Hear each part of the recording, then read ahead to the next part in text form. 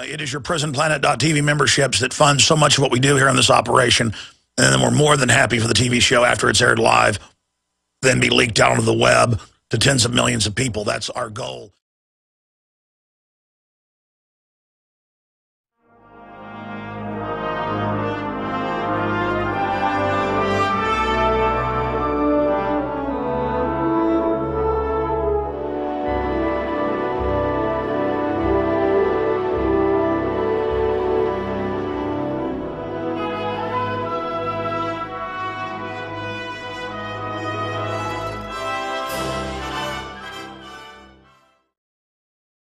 Look at the fruits of globalism. Look at what it does.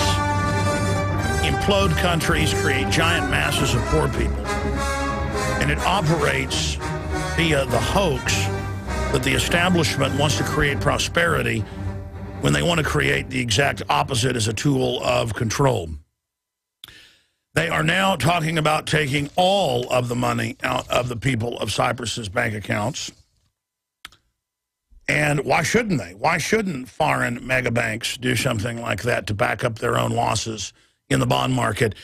Because they have a paramilitary police force there. That's just like a robber coming into the bank teller and saying, hands up, put the money in the bag if you want to live. And the globalists have set up Homeland Security, secret police apparatuses all over the world to be able to carry this program out against humanity. That's what's happening. And we sit here watching all of this come true in slow motion, then in medium motion, now in fast motion, and then it's speeding up to light speed right now. And I will tell you, and it's in the IMF World Bank document plans we've been warning you about for 12 years, or 11 years, since 2002, early 2002, that they do plan on doing this here. And that's why they've announced, oh, the NSA and the Pentagon and the FBI and every other agency, they're in your bank account live time watching everything you do. Gee, whatever happened to a warrant? Oh, they got to stop drug trafficking when it's on record that the big 6 Federal Reserve banks launder almost all the drug money. When you hear about a smaller bank getting busted for drug money occasionally, it's because they were laundering money of local cowboys. Local people, shipping drugs in themselves, which the establishment doesn't cotton to. The war on drugs, this is a no-brainer, but people still don't get this, some of them, is about making drugs illegal so you can boost the price in the black market and go after your competition selectively. Voila. And I don't get how the public doesn't understand that. I don't understand how that is the case. It's a fact. It's how the British brought down China over 50 years because the Chinese government made opium illegal a couple hundred years ago. And within 50 years, they'd fully taken the country over via corruption. You make drugs illegal, it boosts the price, and then you ship them in and then take control of the towns, cities, and then districts, and then finally China itself. And then they had the Boxer Rebellion against that, and the rest of it's history, but absolutely hellish. And this is the type of stuff being exercised upon us right now. Now, obviously, we've got an incredibly important broadcast lined up, and I will cover all the news when we come back. I did a rebroadcast yesterday on the Sunday show because it was Sunday. I will be back next Sunday, 4 to 6 live, by the way. I've done 2 Sundays taped just because a lot of stuff fell on those dates, but I'll be back next Sunday, 4 to 6 live, and I'll be here live this entire week. Thursday, Mike Adams is coming in with a bunch of breaking news, but I'll be here Monday, Tuesday, Wednesday, and Friday, and then back Sunday. And I just had a pretty interesting weekend here in Austin, Texas with family. We kind of had a mini family reunion out at a little hotel golf course resort. We didn't play golf, but that was where we went outside Austin. Have a very interesting story to tell about that. We were all sitting in a hot tub, myself and 3 local Austin business people by the pool at the hotel. And I'll tell that story later. I only bring that up because it was so amazing. We were sitting there talking about bankrupting the dollar, the globalist takeover, the plan to confiscate our firearms. And there was this guy sitting there for about 20 minutes while we were talking, watching us. And he got up and he said, look, we've taken over, you're not going to stop us. It was a bizarre conversation, but it's basically MSNBC. It was like he was regurgitating that, but he was such an authoritarian and laughing at us, saying our authoritarian takeover's here, you can't stop us.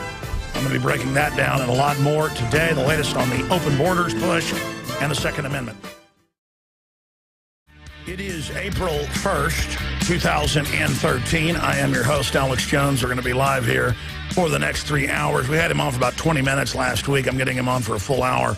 Always interesting. Dr. Steve Pieczenik is going to be with us in the third hour. We will open the phones up so you can have a chance to ask him a few questions during that period. We're also going to have open phones in the first and second hour today, interspersed with the news and information. But here's what I want to say just out of the gates. Just as North Korea lacks the technical ability to manufacture an automobile, just as North Korea lacks the technical capability to feed its own population, just as North Korea and authoritarianism in its purest form creates total collapse of human civilization, the total state is the collapse of everything. But those that wish to inhabit the total state always have such a relish for dominating and controlling that they can't allow anyone in their system to be free or open, so the society rots. But just as the West, not just China, but the West, ABB, the Swiss company that was headed up by Donald Rumsfeld at the time in 1996, transferred the nuclear reactors, sold them to them, so they could produce fissile material for atomic and hydrogen bombs. And that's on record, that the West armed North Korea. It's on record the West has moved our entire industrial capacity and capability to a large extent to the third world and predominantly China. It is a fact that we have been economically slowly strangled and culturally strangled. When you turn on the television, not just TV news, but any other system of establishment media, films, entertainment, you name it, it is all anti-liberty, anti-human, anti-freedom messages so that the United States can be fully broken. The globalists have always hated America because we were resistant to tyrants. And we became the example of liberty worldwide and the opposite of authoritarian centralization.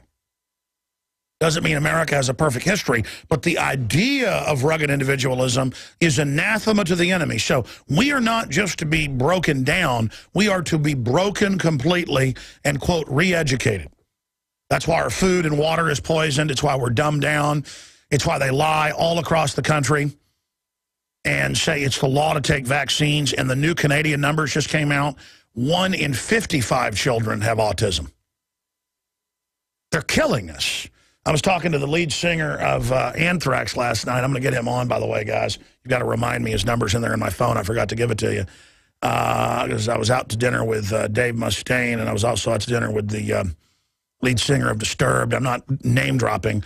The point is that Dave was staying at my house this weekend, here visiting, because they're moving to Texas. And I've known Dave for years, but he's been out here looking at houses, staying at my house off and on with his wife and daughter, and when his son comes to visit. But he comes out as well, and it's just they're all awake to the New World Order now. And he was saying most people he knows in the music industry are awake to the New World Order, but then it's the higher-ups, the management and people that are there basically pushing the establishment line and trying to not allow anybody to be successful who doesn't toe the line with the New World Order. That's why you see people coming out who are who've been pro-gun, like Sylvester Stallone, and I saw his quote last week. A month ago, he said restrict guns. I saw the quote last week. Guys, will you pull that up for me again? And he said, look, just get ready to turn them in. We're going to have to go to people's houses and take them. See, they're trying to break the ice here and just get you prepared to have your guns taken. It's really happening. And what am I getting at here? Authoritarianism is real. And it will overrun you like a staph infection, like a cancer. It will overrun you like a person being fed into a wood chipper feet first. And the pain is real. The tyranny is real. The wealth, the liberty is pouring out of us like someone who's had their legs chopped off. And we've got to admit that this is happening to get tourniquets tied around our knees or we're going to bleed out, which is the plan. And again, we're not a person who can't regenerate their legs. We can rise like the phoenix. The idea of liberty can do that. But we're bleeding to death right now. We're going into shock right now. And the globalists are doing everything they can to push us beneath the water to fully salt the earth of this republic. And if you look at what big government has to offer, if you look at the cult of government, where people that work for government or corporations that are associated with it feel this reflected glory and sense of power through the system. That's what they're doing. And I run into people who say to me, we are taking over. We are the collectivist, and you have failed, and you are weak, and you are pathetic, and I don't take what you say as serious.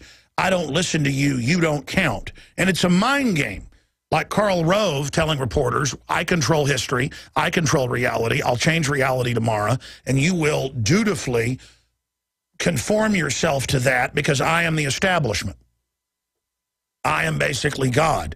And we've seen Robert Gibbs make similar statements about how we lie to the public on things that are verifiably provable and on record, and then laughed at everyone.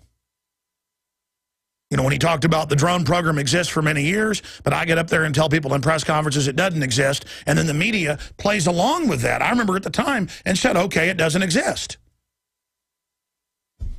That's what I'm getting at here is you either revolt mentally, psychologically, spiritually, and make a break with these people, or we become North Korea. Because in North Korea, you watch the mass rallies and, you know, the inter-party members that come out, and that's only a few percentage of the population that are even allowed in the major capital-controlled cities. The other people don't even know where they are. They're basically living 2 centuries ago. The men and women are put in cages when they're in estrus, when the women are, like you breed animals, and then the babies are taken at birth and sent to government facilities to be basically trained for whatever specialized area they're in. And they've destroyed the basic human system there. North Korea is a globalist, communist laboratory of destroying humanity, of a boot stomping on the human face forever. And look, it's a third-generation, little fat, pudgy, weak coward who grew up in the most luxury boarding school in the world for his entire life and obsessed with Hollywood and entertainment. And then now he's the dictator over people, threatening to nuke Austin, Texas, where I live, and they can't even get a ICBM off the launch pad. Their medium-range missiles are rotting jokes. But still, the globalists, who are tyrants themselves, need it as the supposed threat. So my point is, if you don't refuse to absolutely break with these people, and if you don't refuse to buy any of their garbage and really hate them and disdain them and speak out against them continually, you will be dominated by a horde of locusts on power trips who are useful idiots who are in some type of mass mob zombie psychology to overrun free societies and dominate them. Listen, the establishment is going to take everything we've got because we have gotten in a broken position. We have put ourselves in a position of a broken prostitute who got off the bus when she was 17, a runaway, you know, from Kansas, in some place like Los Angeles or from Illinois. And she gets off the bus and wants to be a movie star because the narcissism of television and the culture, she buys into that. And she goes out to Hollywood, and 2 years later, she's been all used up with cigarette burns all over her, addicted to heroin because they addicted her to get control of her, and then she's just found dead in the back alley. America is just like that woman, just like that young girl. We buy into the culture. We buy into the Madison Avenue. We buy into the Hollywood. We buy into the Kim Kardashian. We buy into the fact that we're not whole unless we go to this undiscovered, grass is greener, Hollywood imaginary system. And all it is a weaponized construct really created by Edward Bernays about 90 years ago is when they really started setting it up as a Department of War program to not just take over America, but the world. And Bernays wrote books about it. There's countless books. I mean, that's a fact. It's always been a tool of propaganda. It's just that they couldn't sell their program as hardcore back then as they are now because people wouldn't buy into it. They had to do it by incremental moves. And now when you turn on the television, the ads, the news, the sitcoms, the dramas, all of it is high-tech propaganda selling you that if you'll sign on to globalism, if you'll sign on to turning your guns in and open borders and high taxes on the rich, really the middle class, to transfer the money offshore, that somehow the economy will get kick-started again. And instead, all we're doing is sticking our legs deeper down the wood chipper. I mean, look at this article that just went up at Infowars.com. World War Z scene changed to please Chinese censors. We've gone in 10 years from criticizing China with forced abortion and infanticide and suicide nets and Falun Gong to our media, from the new Red Dawn to the new World War Z, not even allowing, to show an outbreak starting in China, and I've read the book. That's how it starts. And it's all a big martial law conditioning program. It promotes world government. It promotes Marxism in the book.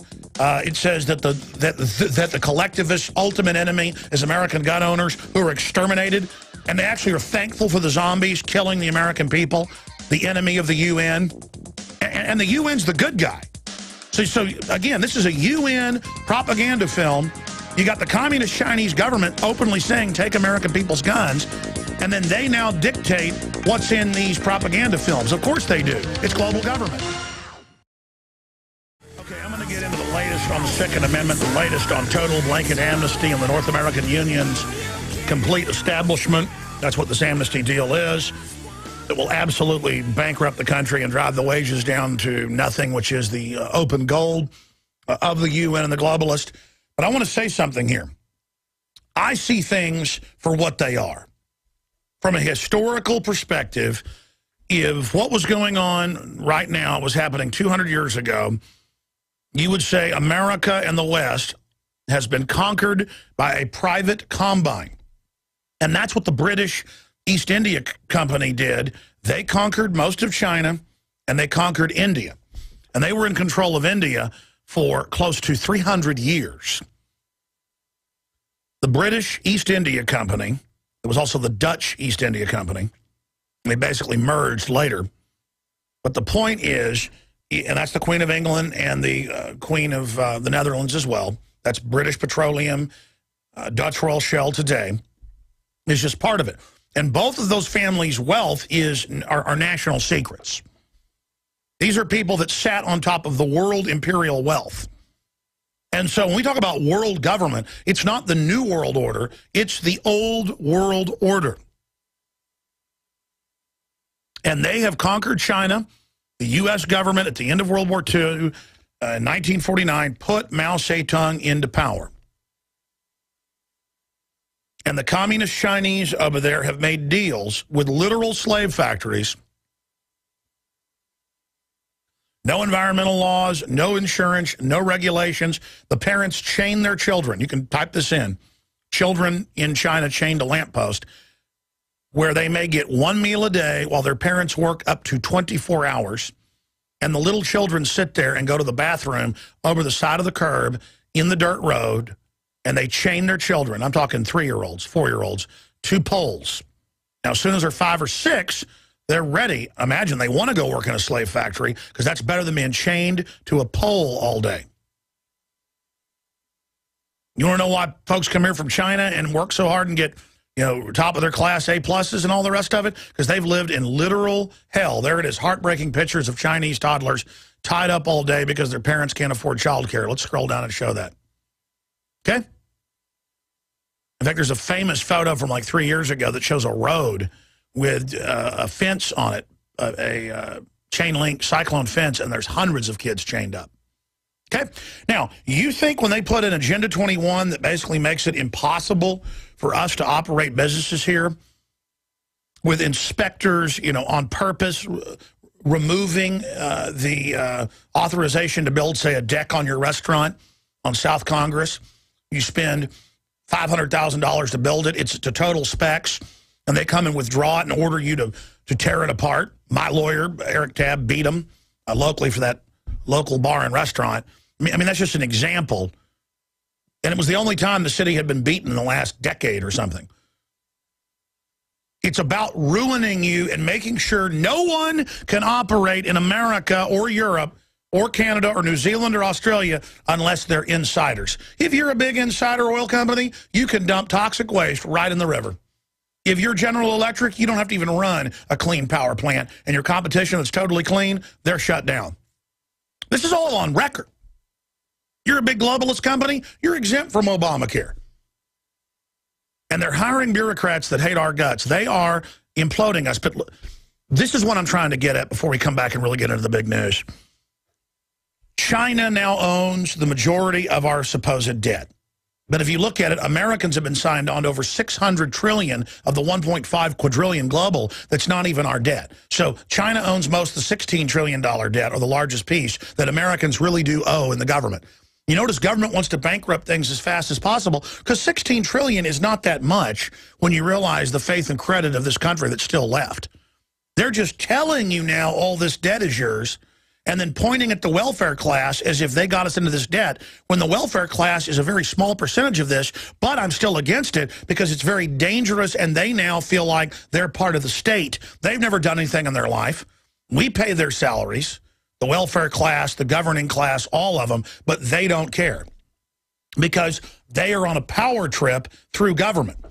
So now every Hollywood movie doesn't just have to get Pentagon approval and all this other government approval at the highest levels. There's no law. That's just how it is. Now we have to get approval if there's any criticism. I mean, I've seen cases with Spider-Man and Batman and stuff where there's just one Chinese police officer is shown as corrupt, so they have to edit it. Imagine, the American people don't have any special interest working for us, but foreign communists that run giant death camps now control our media. We'll talk about it when we come back.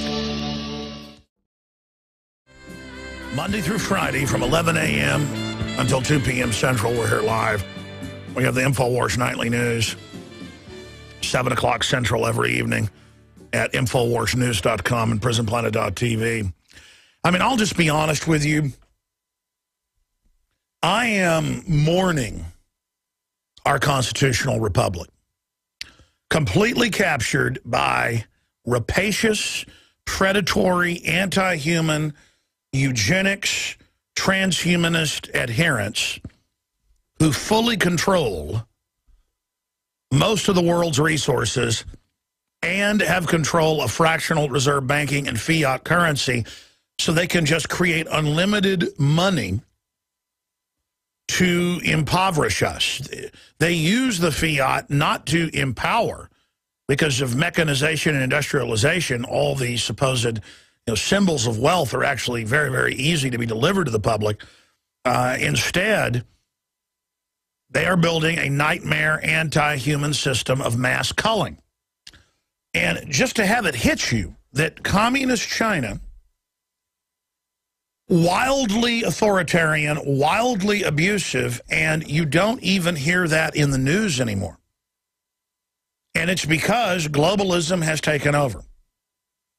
The globalists are now able to not just have the foreign IMF and World Bank and Federal Reserve control our currency, our credit, and the nation's credit rating and future and sign us onto their debt through economic conquest, as they're doing other countries.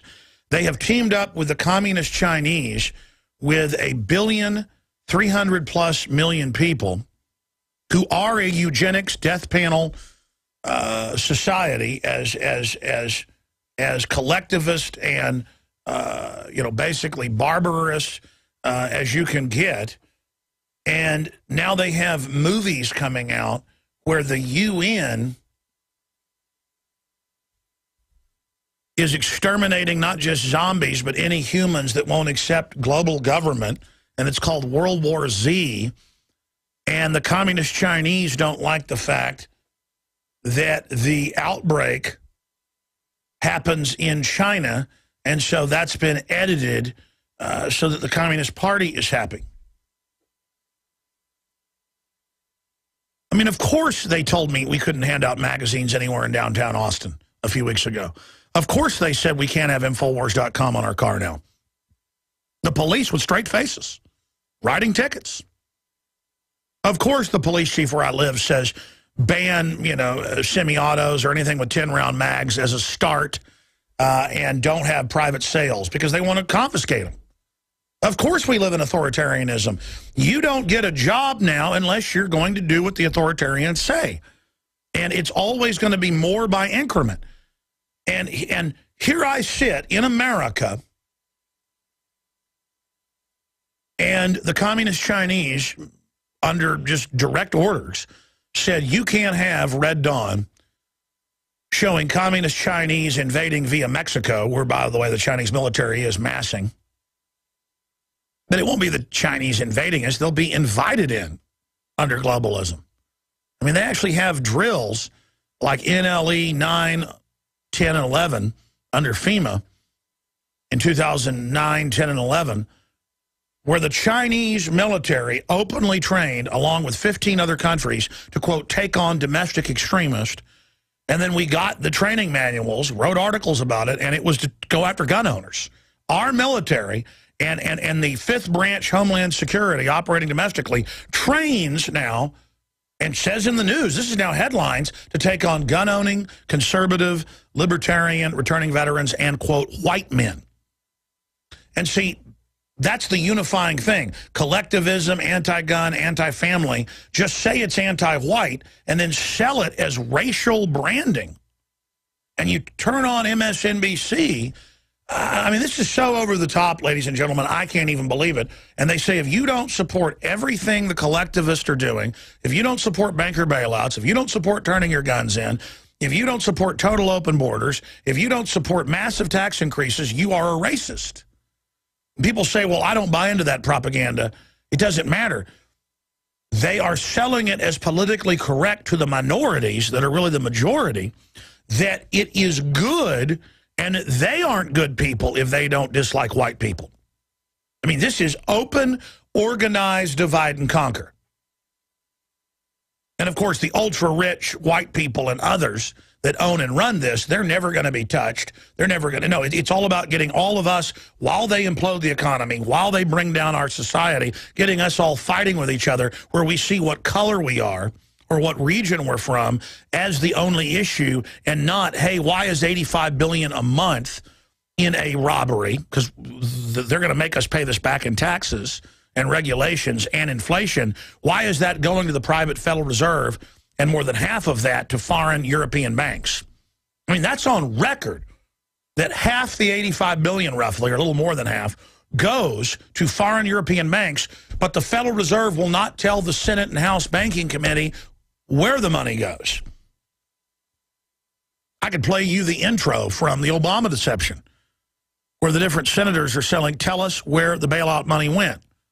No, I won't tell you, says Ben Bernanke. No, I won't tell you, says the Treasury Secretary at the time, Paulson. And it's the same thing every week. If you watch the hearings every month, it's the same story. I live in a country where the communist Chinese, who own the biggest factories in the world and are billionaires, every one of the inter-party members, up-teen billionaires living in giant fortress palaces, helicoptering out to their weekend retreats with giant greenhouses, obsessively with only the purest non-GMO seeds and water. That's even in the news. Communist Chinese insiders, eat organic food, are obsessed with it. They don't take the vaccines. They don't eat the GMO. They are a eugenics operation. They're to kill their own people. They're to enslave their own people ahead of the robots replacing them all. And China is the place where all the GMO, human cloning, genetic engineering, cross species, half plant animal, humanoids, animals, cows that produce human milk. They had that 8 years ago. Rhesus monkey pets that glow in the dark that are part jellyfish. That's 15 years ago. I mean, Pepsi factories with human fetal cells flavoring. I mean, this is all on record, just beyond Blade Runner. And we're here in America watching sitcoms, watching dramas. We're in every sitcom and every drama and every cop show and every thriller, every one of them. You are listening that watch TV out there, you know this is true. Every show, if you don't like vaccines, you're a terrorist, child molester. If you care about guns, you're secretly Al-Qaeda. If you're white, you're all secretly racist. Total, just every show, the father's scum, men are dumb, men are foolish, women run everything. I mean, this is full-on war. How do you think the globalists would bring in world authoritarianism? They do it like they're doing it right now. And does that tell you how important this broadcast is? I talked to Dr. Pieczenik, and I talked to other big insiders. I talked to... I don't even have time to do it now. Every day, it's incredible. I'm not bragging. I'm saying I haven't even realized who we are and how important this broadcast is. And I'll be quite honest. By the grace of God and your prayers, are we even alive and on the air right now? But there's coming a time when the globalists probably are just so arrogant down the open, they're not going to care. They'll want to smash Alex Jones right in front of you because it's just... I mean, they're now saying we took 10%, we took 40%. Now we may just take 100% of everybody's bank accounts. And it turns out the president of Cyprus, you know, the leaders of their parliament, all the insiders months ago got all their money out. Of course they did. I mean, if you're a maid who saved their whole life or a school teacher, now they're saying, well, you know what, we just took 40% of your money. You know, well, I think we're going to take 60 and maybe everything. And they won't let you get your money out of your bank account. They're going to take everything, folks. Thomas Jefferson said the level of tyranny you will live under is the exact level that you will accept. I told you they were going to take everything out of your bank account. I told you they were going to bankrupt every city in the United States and put it under emergency receivership to the globalists that created the fake debt bubble and got your cities to invest in bad derivatives. They wanted the cities to invest in derivatives, then hold everyone hostage saying, too big to fail, all the pension funds, all the city funds, all the county, all the funds will go under.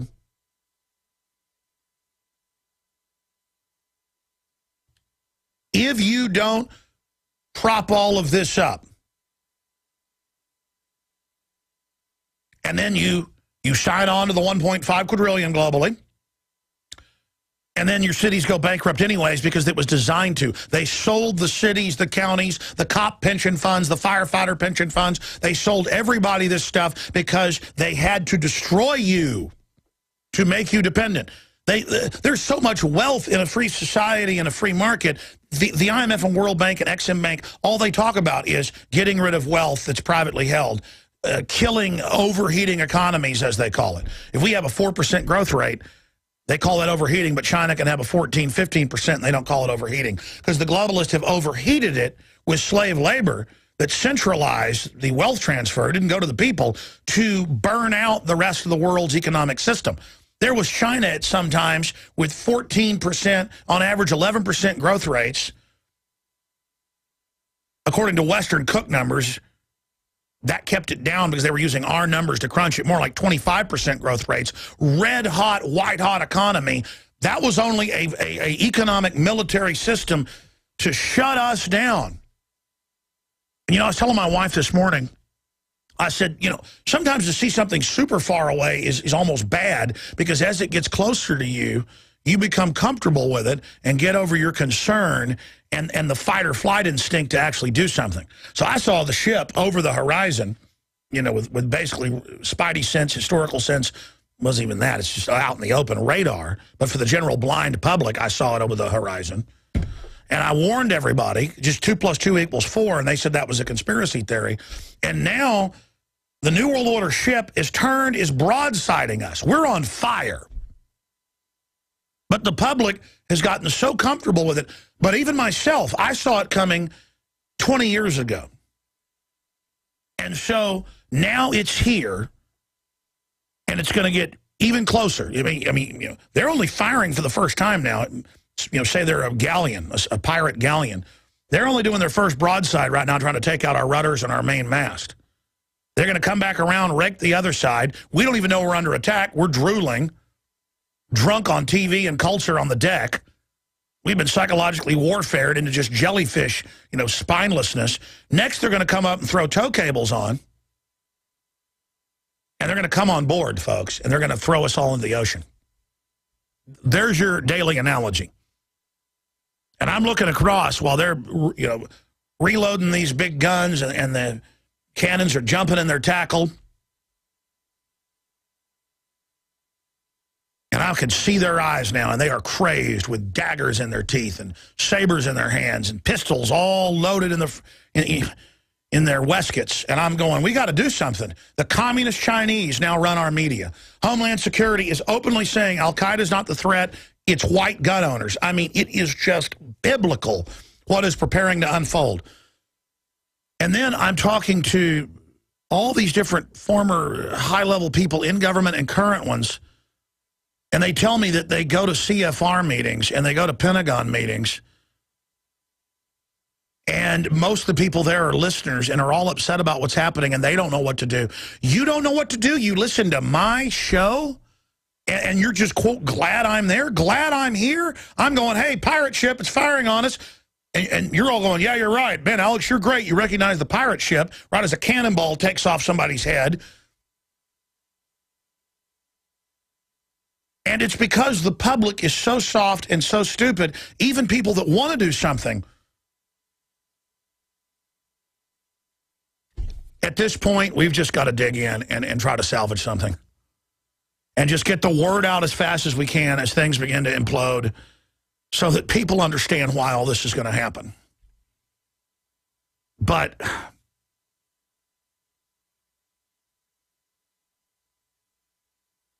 to now know that they are openly announcing plans in Congress to start going over the bank accounts, stealing our money,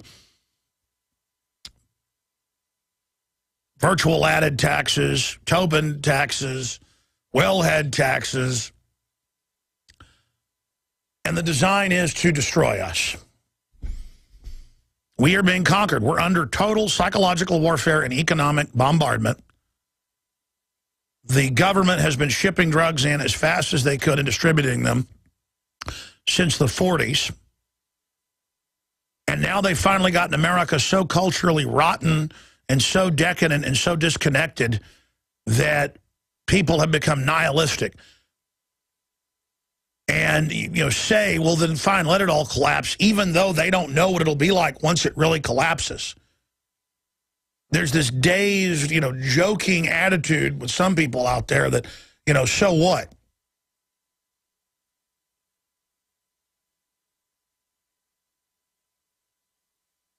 This is all real, folks. It's all now happening exactly as we said. And I'm not pleased by that.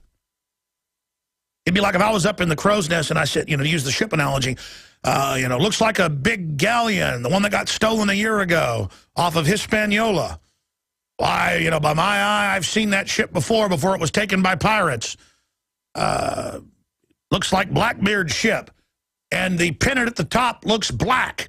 I think I see white on it. I believe it's the Jolly Roger. Make sail. And they're like, what's make sail? And then now the pirate ship is right there with a big black flag, skull and crossbones on it, man, taking us down, hammering us hard,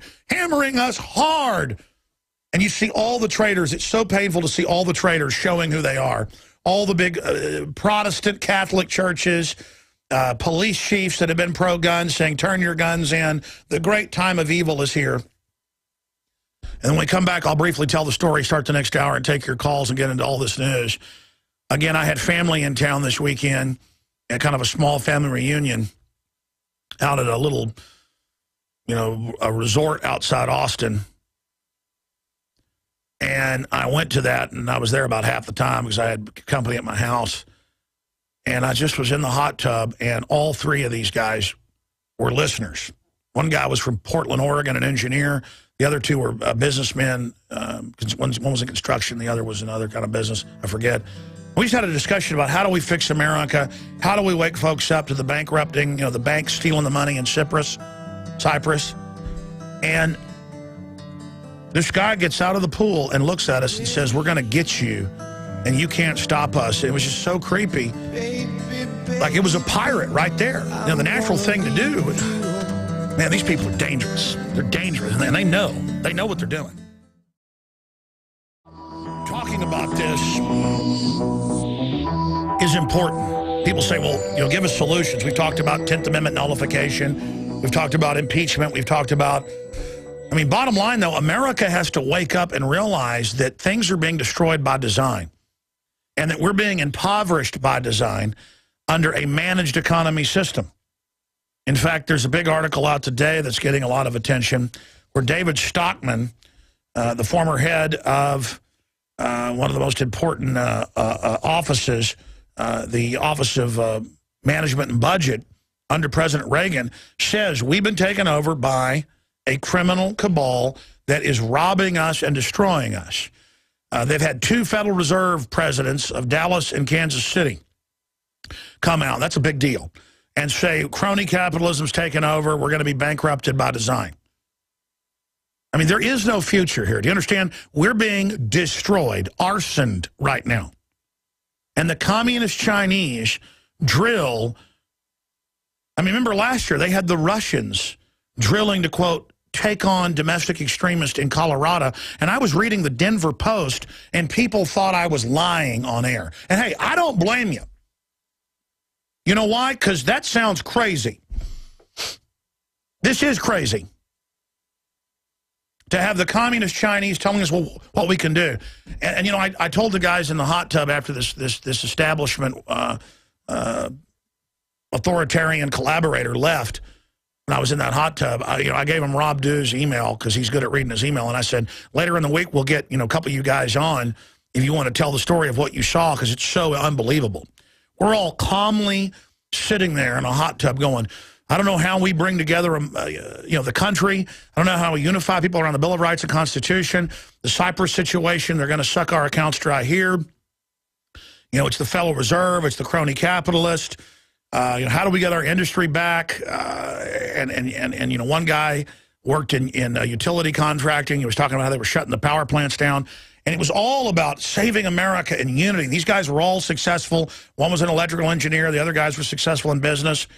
One guy, has a payroll of $250,000 a month. The other guy, paid $300,000, he was saying, in taxes to the feds last year. And we're sitting there in the hot tub. I'm watching my kids off running around and stuff at the pool. My wife's over there in the pool. And this guy gets in the tub, and I said, man, that guy's an authoritarian. The way, he was about 67 years old, he said he was, later when we talked to him. He had a baseball cap on, and he was sitting there very elitist. And I was talking about China and the suicide nets and the mass extermination. And he goes, hey, China's doing a great job. It's not a problem. Have you read this professor's book? And, we're bringing in globalism to end the violence. Of course, there'll be some problems on the road to it. And I was like, whoa, you mean Fabian socialism? To bring in the world government, there'll be violence, but after it'll all be fixed. And he didn't know who I was, or he said he didn't. And he gets out of the hot tub and he leans over and he goes, the age of the white man is over. We're taking over. The demographics have changed, and we're going to get everything. We're going to get, your guns, everything. And he said, you've lost. And we're like, we've lost. We're talking about mega banks draining everybody's accounts. We want to build productivity, and that, and because it was, four white guys in the hot tub. And I'm like, you're here at a resort enjoying the free market. This stuff doesn't exist in socialist countries and places that have become corrupt. It falls apart. And he said, like I said, what you say doesn't matter. We control things now. We control the narrative. And I went, what do you do? And he goes, I'm a government scientist in viruses. And he smiles, and I go, oh, my God, you think there's too many people. And he's like, you bet there is. And I went, oh, my gosh. And he goes, I don't know who you are, and you don't count. And the other guy said, obviously, he meant he knew who I was. He just wanted to say, you don't exist to me. Like, it's where they speak down to us. This was an actual authoritarian enemy operative. All right, my friends, we're now into hour number 2. I will open the phones up in the next segment. I'm going to give the number out then. They're not open yet. We're going to get into the incredible world government takeover and what it looks like, what its plans are, and the fact that it's 100% clear they're going ahead with their program to bankrupt all independent private wealth not controlled by the crime syndicate in this orgy of authoritarianism that is now starting to take place. But if you just joined us, I was telling a story about my mom had an idea to go out to one of these, it was the Hyatt Hotel outside Austin, Texas, like a golf course and the river's out there, and there's, a big swimming pool and stuff for the kids. So we thought we'd have some family into town, just have a small little family reunion for Easter and go out there. So I'm sitting there in the hot tub, and it's an upper end, nice hotel. And there's 5 white guys. There were other, quote, groups of people out there, but it had to be 5 white guys in this hot tub over a thing, because there were 2 hot tubs. And we're sitting there talking about how, the globalists are shutting down America, how both parties are corrupt, about how, crony capitalists are able to use government to shut down their competition, how they're trying to bankrupt us by design. So it was really a serious, heartfelt discussion. One guy's like, man, let's talk about the Rangers, because I hadn't brought it up. These guys were listeners. A couple of them had heard of me, but a couple were hardcore listeners. And another guy gets in the hot tub and is listening. And this wasn't like that evil Obama, these bad minorities. It was not even a discussion about that. But a white guy gets in there, looked like about retirement age. He said he was 67 later. He said the age of white men is over. You'll all, won't be here soon. And one guy said, well, how old are you? And he goes, 67. He goes, we got 9 years on me. It was, but the whole point was we were having a heartfelt, the globalists are going to bankrupt us, and they're working with China to leverage things out, and the poor Chinese people. Yeah, did you hear about this and that? Yeah, and I'm sitting there talking to the engineer, and the guy's sitting there. He starts defending communist China, and I went, so you're a collectivist? He goes, yes, I am. He goes, I work for the government. I work in pure research and viruses. And we go, so we pay your salary. And he goes, it doesn't matter. And he goes, we're taking over. And he gets out of the hot tub. We're being real nice to him. We thought he was joking. And he stands there for like 20 minutes, pointing his finger at us with the most ridiculous. It'd be like a 5-year-old kid going to WWF or WWE wrestling and standing by one of the, fake, muscle guys. Or, fake tough guys or whatever. I'm sure they are tough guys, but, it's like ballet. One of the actors. And actually, little kids feel powerful, reflected glory, standing at the knee of a big man. I mean, I've seen my son, I guess he's healthy, so he admires his father. Because we don't let him watch mainstream television. He disdained me, because that's the message. He feels strong when he's around me. But it was just watching, like, yes, I'm an authoritarian, a collectivist, and yes, the state's taking over, and you individualists will be defeated. And he was laughing with, like, really evil pleasure. This was like a movie. And all these serious guys that have all these employees and are smart, and they're going, I employ a lot of people. Obamacare raised taxes on people's payroll. One guy, he's like, whatever. He goes, yeah, that's all part of the takeover. It'll be different once you've been dealt with. And, like, one guy starts going, why don't you just get out of here then? And the guy's like, you bet I will. Enjoy your time. And it was like he was like an anti-white racist who was a white guy. And again, it's like a football team. White, black, whatever, they're playing us off against each other. It's globalism. We're all being targeted. But it's like this delusion now with the Democratic Party. And I'm not even a Republican. People know that. But they play the part of the other choice, which is so close to the Democrats, it doesn't matter. And that's the issue. They're going to open the borders up now. They're saying, well, that's the way it is on Fox News. Everyone agrees we have to do this. What, legalize the 30 million illegals? It's not 15 million or 11 million. Who then are highly nationalistic and taught not to want a Bill of Rights and Constitution, but to see the government as their friend. And then there's a racial affiliation that's force-fed. I mean, it is pure balkanization. And this guy was so creepy and on a power trip. All right, ladies and gentlemen, we're into the second hour here today. I want to go over a bunch of the top stories and then go to your phone calls. I want first-time callers, again, give you a chance to call in, and I want to get your take specifically. We don't screen your calls when you call in, but we ask you sometimes that when I want your take on something, I'd like to have you call in on that particular subject. So please humor me there. They're now bankrupting cities all over the United States by signing the cities onto global derivatives. In the last 4 years, pension funds, public and private, have been ordered outside of law. But if you don't, the regulators shut you down and send you to jail for having a crooked toenail. The regulations are written where it's impossible to follow all the laws. They've ordered all the big pension funds to invest in the failed derivatives, not to bail the derivatives out. They've already been triaged, but to destroy the wealth because they want to be able to come in and buy everything up for pennies on the dollar and social engineer after the economy has been destroyed. Because remember, the globalists are exempt from all of their own regulations. So I'd like to get your take on this as they announce that they are going to, quote, federalize the pension funds all over the world, including in the United States, when they announce all these new taxes that they already have in place, but they're going to expand them on after-tax money, investments, that they're going to ratchet that up. Do you realize the Republicans are openly pushing right now with the Democrats for total amnesty when you're not going to get amnesty going down to Mexico or going down to Guatemala or going to, one of these countries? You have to go through their system.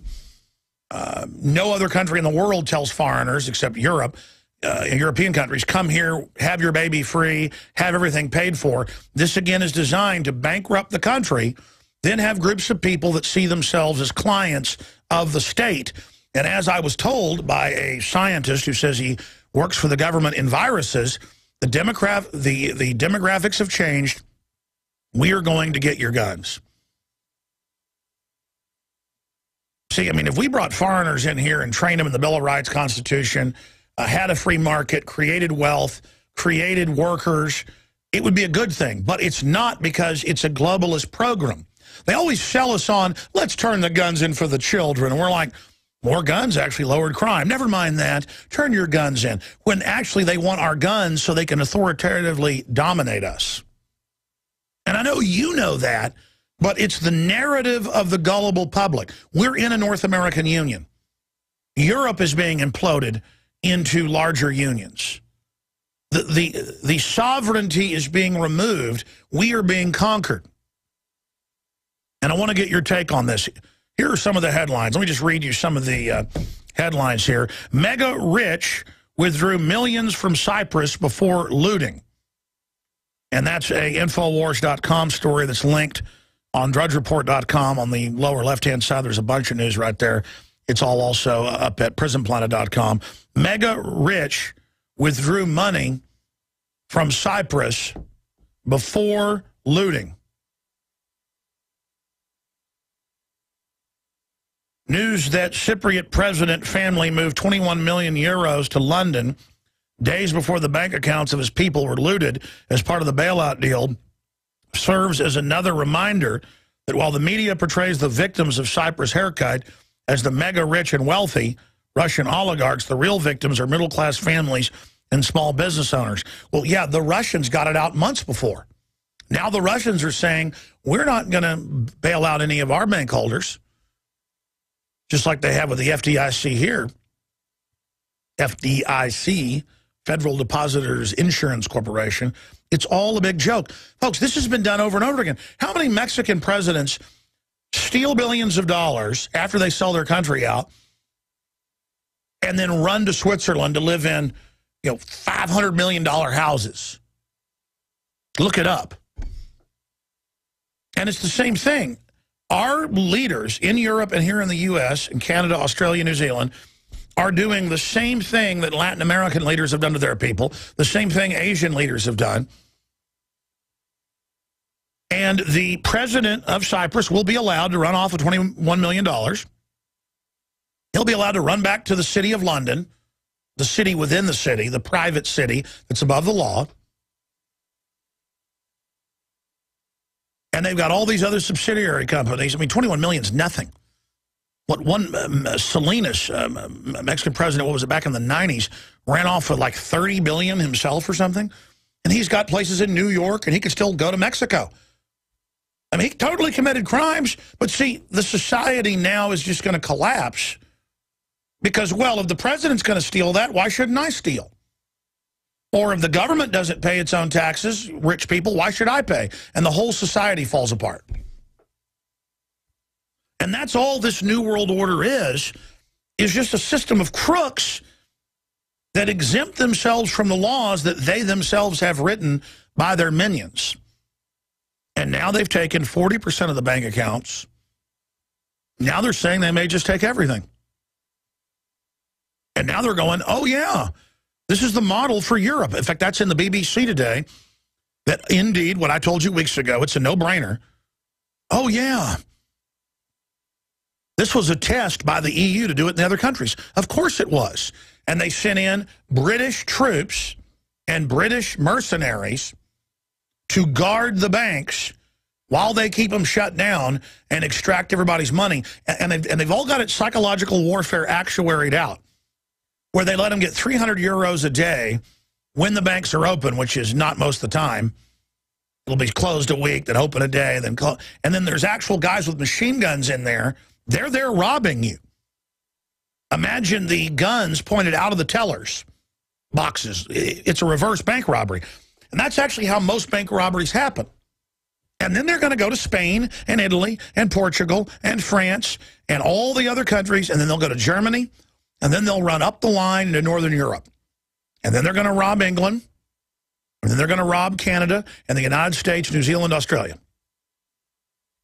And you have to understand, they're going to take everything you've got. That's what Homeland Security's for. I kept telling you, Homeland Security is there to take your pension funds. And they know, folks, that veterans, a lot of people that served 25 years. Oh, yeah, there it is. Cyprus crisis. Limit on bank withdrawals to last about a month. Yeah, that's out of London Guardian, until all your money's gone.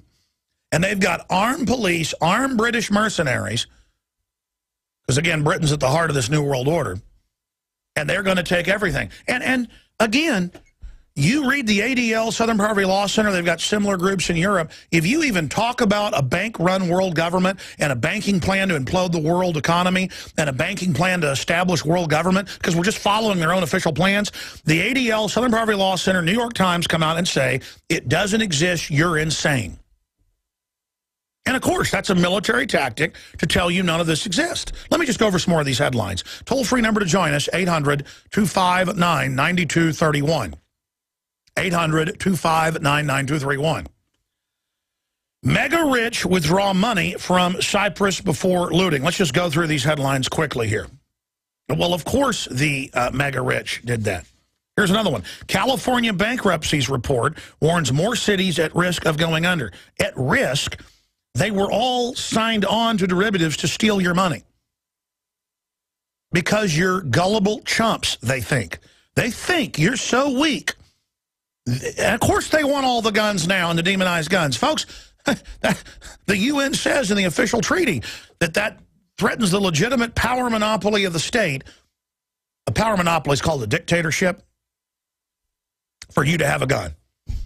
They're not just going to take the guns. And see, there's all these cowards that even if they lose their bank accounts in their future, they don't care. They're going to run to the government and worship it because they have Stockholm Syndrome. They're cowards, folks. They're so cowardly, they don't want to admit this. And they get off on you being disarmed and then the state only being armed, and they literally go up, I've seen them, and grovel to police, grovel to government. This is what it looks like to be a fallen joke of a people. And I don't say that to put us down. I'm really sad. In fact, I had nightmares after I talked to that guy Saturday night. I woke up. I don't really usually have nightmares. Or if I have a scary dream, it's more like entertainment. I woke up just in a sweat, so sad for how evil that guy is and how pathetic he was. Like, I had sorrow in the dream for how pathetic these people are. That they're so horrible and so weak and so evil and so dangerous and so pathetic, and that they're going to have their way. They're going to bring America down. They're going to wreck everything because they hate goodness. They hate success. They hate wealth because they're nobodies. They could only have a job through government or big mega corporations with government contracts. They hate those of us that are strong, those of us that are beautiful, those of us that are virtuous, those of us that are talented, those of us that are hardworking. We're the enemy. And they love playing the great game of divide and conquer, and they're going to bankrupt everything. And they're going to dominate us and run our lives. And they're going to set up checkpoints and break our families up and rape our wives in front of us in FEMA camps and kick our brains out and torture our children in front of us. Just like they do at all the military bases, hundreds of them worldwide, black sites, where they torture small children in front of their parents. Now, we're not going to get to that point because there's going to be a civil war in this country. And they know that too. And they're so drunk on power, they don't care. So I'm going to tell the police and military and all of you that are going to side on the side of this thing, you are going to be destroyed in this. And that's part of the plan. You're going into a trap. And I wish that you weren't going to be part of this. But I understand you've been brought up to be childlike and to have fantasies and to watch fantasy movies and imagine yourself as Rambo. And your children. And that's why we're going to have this get so bad. We'll come back with your phone call. Stay with us. Again, all major Hollywood movies now have to get script approval from Communist China and the Communist Party. That's official. And I'm reading the comments on Infowars.com. A couple people are like, hey, you don't want to make $1 billion or a billion-person market upset at you.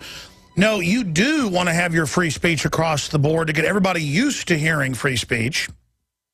Or then you can't say or do anything because it might hurt someone's feelings. And by the way, I've read the book. It just shows outbreaks in different regions of the world. And actually, it's pretty pro-communist Chinese. And actually endorses Marx and collectivism and praises the Chinese government. But see, then, oh, well, we don't even want to show something bad in China now. You see, it then turns to that, so they re-edit the film, they re-edit the trailer. And then it's only, you know, Chinese can only be shown as good guys and you as bad guys. And you can't criticize China's record. You can't say China is producing too much GMO. You can't say China has got unfair tariffs against us with their currency kept low. No, you just can't say anything. And then Americans are like, well, that's good. It's good to have a foreign government, Chinese party, Communist Party, tell us what to do. I mean, you tell people 10 years ago, the communist Chinese will control what we do in our country and will own our debt and will put out public memos in the People's Daily saying we want to help Obama disarm the American people and, quote, this is a quote, wage a war on American gun owners. And it's not even news. And then they have drills with troops from Russia, China, Germany, you name it, in the Denver Post. Going, oh, they're having drills of taking on local extremists. And you read NLE 09 particularly on FEMA's website, and it said troops from 15 nations practice taking on domestic extremists. Our government has a deal. The first one they did was about 12 years ago, and it was in the Washington Post, with Canada and Mexico to, quote, deal with American extremists during a civil war. And then you notice they had the Olympics a few years ago in Canada. U.S. troops were in Canada patrolling their streets and searching people. Martial law. And they just do it. See, U.S. troops and Mexican troops will go to Canada. We'll go to Mexico. And there's U.S. troops in Mexico, make no mistake. That's why a lot of them are getting killed now. Only occasionally does it end up coming out in the news. Like, how dare they shoot up the Marines, part of a diplomatic detail, you know, driving through the town. And what happens when the Mexican mafia, working for the globalists, starts killing the police around here? Well, they'll just roll over and do whatever they say. Just like they have in Mexico. And this is how countries fall. And then all the other organized crime gangs are coming in, and no one can say no to them. Everyone is just cowards. And in a nation of cowards who just give in to corruption, man, you lose everything. America's had its problems, but people, you know, in the old days, if some robber baron or the railroad tried to take everybody's property, people would just get together and go have a gunfight with them. There were thousands of sagebrush battles from Texas to Colorado to Washington State. And the only reason we have any wealth or money or any due process is because our ancestors would kill people if people pushed them around. And the globalists know that and remember that, and they're getting ready to take everything. to arrest patriots, torture sinners. I mean, they've got it all planned. And they're coming out in the culture and all the movies, the video games, all the major shoot-'em-up video games in America now. I went and checked like 5 of them a few months ago. You torture militia members in America. Pull our teeth out. Just, you know what, you're anti-UN takeover? You practice ripping our teeth out. Kids are all simulating killing us right now. Simulated murder games. It's a total scientific full-spectrum takeover. But if you are just aware of the full-spectrum takeover, it's over. But the average coward will go see a movie like Olympus Has Fallen and really believe that that's all real. You notice North Korea said they'd blow up the White House right as that movie came out. See, China runs North Korea, and the New World Order runs China to a great extent. It's all scripted. You know, they may nuke something. I mean, you don't know what script they'll follow. Oh, look at the LA Times. Is China exerting undue influence on Hollywood films? I don't know. Does Smokey the Bear, you know, use the bathroom in the woods? I mean, it's just ridiculous, man. All right, I said I'd go to your calls, and I will. This is so horrible, and I'm not trying to, you know, I have trouble even doing this radio show right now, okay? I mean, it's just over the top, folks, and if you'll put up with this, it's over. It's over. Okay, you're seeing the takeover of America. I mean, what does David Stockman, the former head of the Office of Management and Budget for the federal government, say? We have been lied to, robbed, and misled. There has been a criminal takeover of America. All right, I said I'd go to your phone calls, and we are. Just look at these headlines. Mega rich withdrew money from Cyprus before looting, but then they sold it. They were going to take the mega richest people's money. They always use this whole social class warfare infighting, and it's always the ultra rich that are totally cold-blooded robbing the middle class. It's just, it's all, and the poor never figure this out. They figured it out in America, so we got wealthy and powerful. Everywhere else, poor people say, take the rich guy's money, and that's somebody that makes $5 more than them a month.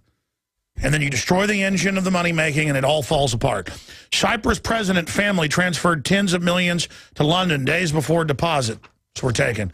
President of Cyprus says country was a Euro experiment. And they're planning to do it all over the European Union. And that's been their plan since 2002. Bankster squad. What's happening in Cyprus has put terror into the hearts of all who live under the unaccountable rule of politician bankers. That's out of the Winnipeg Sun. Absolutely. We live under a global government run by private bankers. And what are the police taught by the Southern Poverty Law Center and ADL? If someone says the Federal Reserve is private, they are a terrorist. They're publicly private, folks. They think the cops are so dumb, they tell them it isn't. By the way, do we have that clip that we're all slaves to the bankers? Yeah, we're going to play that then in a moment. Continuing, Department of Homeland Security can seize gold, silver, guns in safety deposit boxes. Investment Watch reports that, yeah, they're just, the feds are announcing we'll just take anything we want. That's why cops will pull $4,000 out of an old lady's purse if they have it, saying prove it isn't drug money. I mean, there's just no due process. It's all gone. Due process will now completely be gone. And don't worry, cops, you're going to have your stuff taken too. That's the good part about evil. Everybody's going to get a special amount of it. Okay, everybody gets to share in this curse. Here they are last year saying, aren't we all just slaves to the bankers? Here it is. Now, the question is, do we all work for central bankers? That's what I want to address tonight. Is this global governance at last? Is it one world, the central bank? All right. Well, of course, the clip doesn't play. When does it? All right. We'll go to YouTube, or I will. Just like bankers declare they've enslaved the world. It's on YouTube. It's where it's always been. There's a full clip. And we'll get that clip, and we'll play that clip on air for everybody.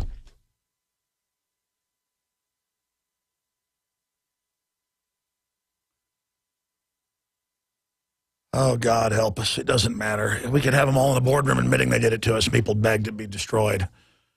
When the public becomes like a rotten possum in the sun, dumbed down on Prozac and Ritalin and everything else, they just want to be destroyed. It's what people want. It's what they need.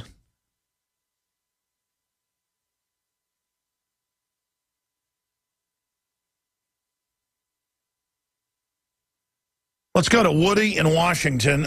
Woody, you're on the air. Go ahead. Yeah, hi, Alex. Thanks for having me on. I just wanted to make a note. Bob Chapman, before he passed away, talked about how the sovereign debt crisis in Europe would give the central bank, European Central Bank, more control and more influence in taking over countries. And how this ties in with how the Cyprus situation is really becoming a financial oligarchy model for how the rest of the world is going to be taken over and how the wealth is going to be confiscated.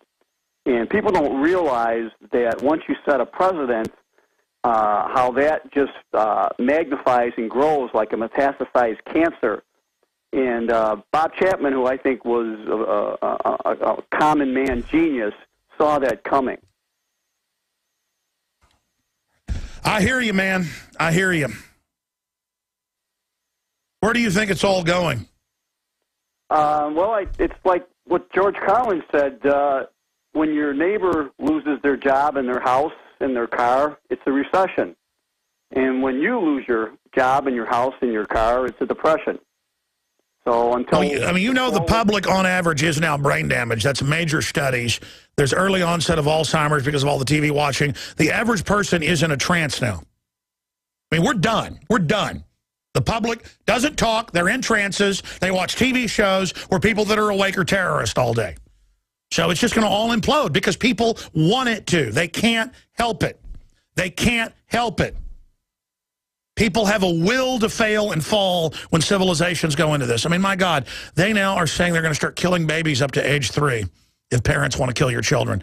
But if you want to raise your kids good and spank them, if they try to walk out in the street the 3rd time, they will try to take your kids. When there's no law, you can't spank your children. I mean, things are totally upside down now. Things are totally and completely upside down now. Enlighten people about that. Man, I'm trying my best, Woody. I appreciate it. They said they grabbed the clip off YouTube again. I want to watch it before we play it. Oh, we actually did find it in our computer. Yeah, when I saw that clip earlier, I said, that's not the clip. Because that's from some weird nightly news thing they had with a box around it. Yeah, the original clip's 4.5 minutes long. It's the whole deal of them saying we're all slaves. And just introduce, but simultaneously, this doesn't exist on CNBC. Okay, let's try to roll it this time. Here it is. I think that right now the question is, do we all work for central bankers? That's what I want to address to our guest tonight. Is this global governance at last? Is it one world, the central bankers in charge? Jim Murio, you say we've got some downside here, a correction in the markets. Fine. But aren't we all just living and dying for what the central banks do? Aren't we all just counting on the fact that there's a Bernanke put and that we won't go any lower than, say, 5% down from here? Of course we are, because if we look at the economic data, there's nothing to get excited about in that. So that's enough. It goes on for like 4 more minutes. We've played it over and over again. I just want to remind people that. And so cops are listening right now. If you want to know who's taken over America, Southern Poverty Law Center, ADL, other groups, you're openly paid by foreign banks and consortiums, big tax-free foundations, hundreds of millions a year, handed out to these different groups. They say none of that exists. There is no global governance, even though it's all being announced. There are no foreign banks. So how can we stop the foreign takeover of America where there's a consortium of globalists with the communist Chinese at the core who make 7-year-olds work 18 hours a day till their fingers bleed in slave camps? How do you think you're going to compete against that? And now the horrible authoritarians that run North Korea, China does, and that run those people now run and get script approval and final cut approval. Final cut approval of films. Let me tell you how final cut approval works. I have been around when a major director says, okay, I'll tell you right now, Richard Linklater, A Scanner Darkly that I consulted on. It's got Keanu Reeves in it, Woody Harrelson, you name it. I'm in the film, but my main role was consulting on it with Tommy Pilata, who's a great producer and a great mind. Worked for Microsoft, you name it, in some incredible areas. I need to get him on. He won't talk about it, though. He certainly knows this show's for real. I'll put it to you that way. That was written in the 70s, but they kind of updated some of it. And was it Warner Brothers put that out? Yeah. Fox put out the other Linklater film I'm in. Fox Searchlight. This was Warner Brothers. Guys, just because it's memory and I'm kind of dingy today, I'm so depressed over everything that's going on, I can hardly even talk, and I won't shut up and take calls. Type in a scanner darkly. I think it was Warner Brothers. I'm going from memory. But the point is, they said, we don't like the fact that a cop blows somebody's head off at a road stop, and we want it cut. But you've got final cut in your, if he brings the film in on time and on budget, you got your final cut. It's not like Rick Linklater.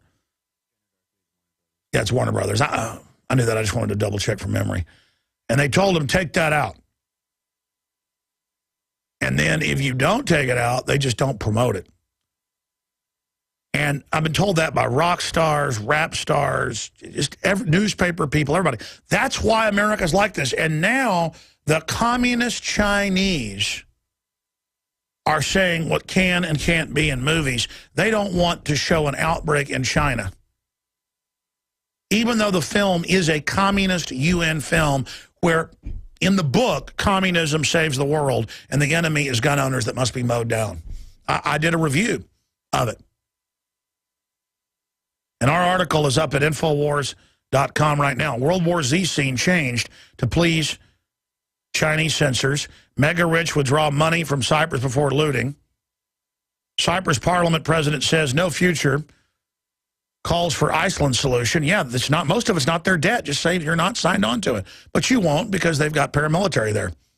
The military's there to steal everything you got. Truth is offensive, Paul Craig Roberts' article. CO2 myth busted. Why we need more carbon dioxide to grow food and forest. Yeah, they're now saying get rid of, I'm not kidding, now they want to pesticide earthworms, because earthworms pass gas. Everybody knows earthworms, the higher their biomass, the more jungly, the better the soil. But if they can tell you earthworms are bad, you'll buy anything. Obama urges quick adoption of arms trade treaty by UN General Assembly. Dodgeball now banned in public schools as nanny state goes insane. It's not going insane. You're a prisoner. They want you as docile as possible. You may learn a fighting spirit if you play dodgeball. Scientists claim 40% of the population is infected with mind control parasite. Of course we are. Oh, my God, we're in such trouble. And they announced a decade ago these vaccines they give you that are really nanotech that reprogram the brain to where people can't get upset anymore. And from what I've looked at, we know they found some interesting carrier viruses in the H1N1 shot they gave and all that. And that's what I'm seeing in the public. People look so bad now, and they're not like people anymore. You can't even talk to them. And they admit the flicker screens are doing. I mean, we're in a science fiction body snatcher movie, basically. But it's our own species that's the body snatchers. And I guess that's just the end of it. I mean, I guess let them take over, dumb us down, and bioweapon us out, and then they'll enjoy all the future technologies and stuff. And they, Bill Joy, they've all told us that's the plan. Yeah, one of the new programs funded by Bill Gates by the foundation is a sterilization program that we use sharp blast of ultrasound directed at men's scrotums to render them infertile. And then, of course, if you want welfare, you've got to get it. And you're like, well, good, sterilize the welfare folks. When they shut everything down, we're all going to be on welfare. Let's go to Robert in Pennsylvania. You're on the air, Robert. Welcome to the airwaves. Hey, Alex. Huge fan. I just wanted to ask you, how do I approach people with this information? I mean, I get ridiculed. I get laughed at. People think I'm crazy, Alex. Just, hey, exactly. No. It's crazy to say they're taking people's bank accounts. It doesn't exist. Sounds like you're hanging around with a bunch of morons. I mean, you know, it's not your fault that they're cowardly, dumbed down, low IQ'd fools. And they've never counted in history. Just find the like-minded people and organize against it and run for local office and do things like that. Yeah, you know, I want to also tell you, Alex, you know, you really touched my life for the positive.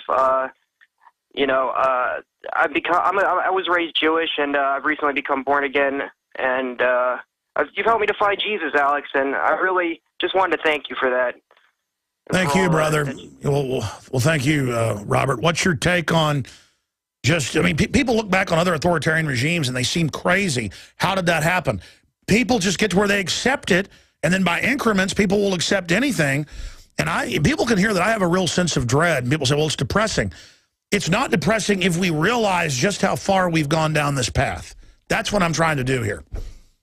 Like you said before, Alex, you know, we've had it good for so long. People are just, you know, in this daze. It's difficult. It's you know, it's depressing. But I mean, you know, we get through it. You know, we gotta. You know, I try to encourage people to find Jesus, to find the Lord. You know, whatever they think their higher power. You know, I'm a strong believer in that. You know, it's really, you know, I found myself in a depression like 6 months ago, but you know, I found religion, and I can honestly, you know, believe that religion really helps. It really changed my life. For the better. I mean, if it's not the artificial Christianoid stuff, where they're all just there to make everybody feel good and not get people to be world changers. I mean, that's really what this comes down to. My whole mission, that's why I try to instinctively bring in other reporters, build them up, put them out there, is because, you know, I'm trying to, like, do my best to give other people the knowledge I've accrued.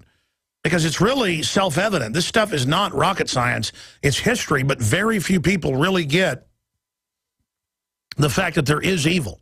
And there's organized evil, and you've got to face it down. I appreciate your call. It's good to hear from you. Let's talk to Anonymous in Kentucky, listening on XM 166. Anonymous, you're on the air. How you doing? I've got two questions. One, I'm thinking about relocating to Texas for the family values and legacies and stuff you have. I'm wondering if your advice is good on that. And secondly, you have a list compiled of 200, 300 people that are orchestrating this whole thing. Why in the world can we not be like Switzerland and take them down? I don't understand that. I mean, the Swiss don't just have automatic weapons. You know, anybody who wants them has rocket launchers. You know, they have armored redoubts for the whole public. The Swiss decided this is our thing. They're not stupid. Our model came off the Swiss. And the Swiss, you know, of course, are the richest, most powerful people in the world because they don't allow the globalist infection. And so the globalists have to run there. It's the only pool the globalists haven't been, defiling. So the globalists come there with their money because it's the only place they haven't wrecked, one of the only places. America has never been perfect, but no, Swiss are not. The Swiss are described in Europe as the rednecks of Europe, and are actually, you know, halfway made fun of by the French and others. And really, they're just a bunch of German slash, Northern Italians, and they're just people that aren't going to be messed with. And they've got state governments. See, they have cantons that have a limited small federal government, and the states are in charge. Our states, until the 17th Amendment, the legislatures voted for the U.S. senators. The feds were totally our creatures. We have an imperial government now, and we allowed it, so we're in deep trouble. And now the criminals have just gotten away with more and more to where now they can get away with anything. So, I mean, does that answer your question? Yeah, sure, to a degree, but we've got people like, you've got people like that I admire, like Ron Paul, Ted Cruz, and all these other people are starting to stand up. If they don't get physically eliminated by some means or whatever, why is it more people can't follow that example? I'll tell you what, stay there. I'm going to come back and talk to you about this. This is super important. Don't hang up, Anonymous. We'll be back with more of your calls. Stay with us.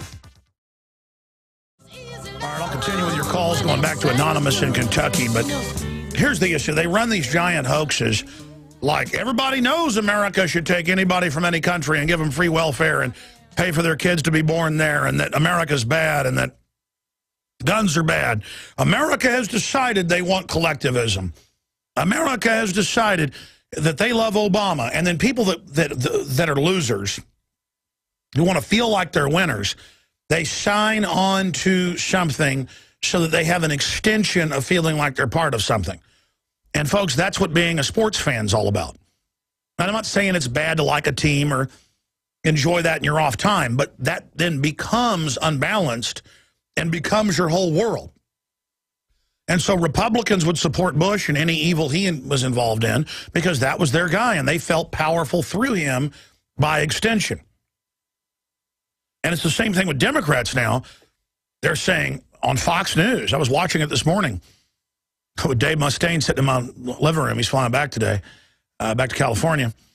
And we're sitting there watching, and they're like, well, Republican leadership say now's the time for amnesty, and this is a good immigration deal. They won't let anybody see the details right now, but, you know, everybody's behind it, and that's just the way it is.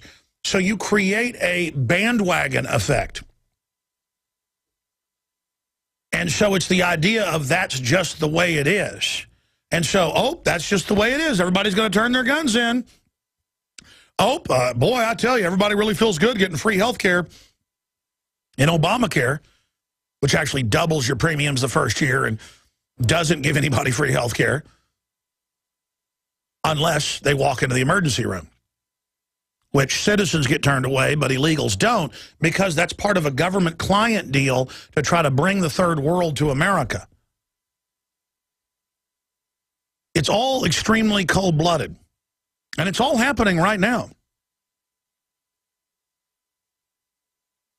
I mean, look at these articles here where they came out a month ago, and they said, oh, yeah, the government's looking at all your bank accounts without warrants, so's the Department of Defense, and they're sharing it with other agencies. That's just the way it is. They're tracking everybody, figuring out what they're going to steal. And they're going to do it if you let them.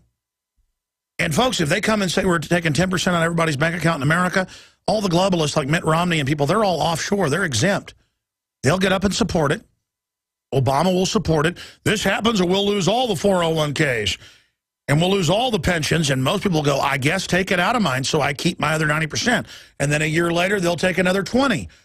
And then you'll put up with that, then they'll take 100%. Because you will. They're lawless. And it's because you're going along with them. It's because you're acting gullible. It's because you're a pushover. But they know some veterans, if they have their military pension taken, will get violent.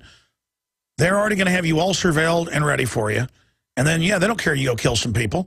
They're just going to go after all veterans and all gun owners. And they're going to try to have a domestic war that's also used to shut down the economy. So how do you fix that? You expose the whole paradigm, the whole program, the whole show, the whole play, and you warn people about it before it happens so you have credibility. And we've done that.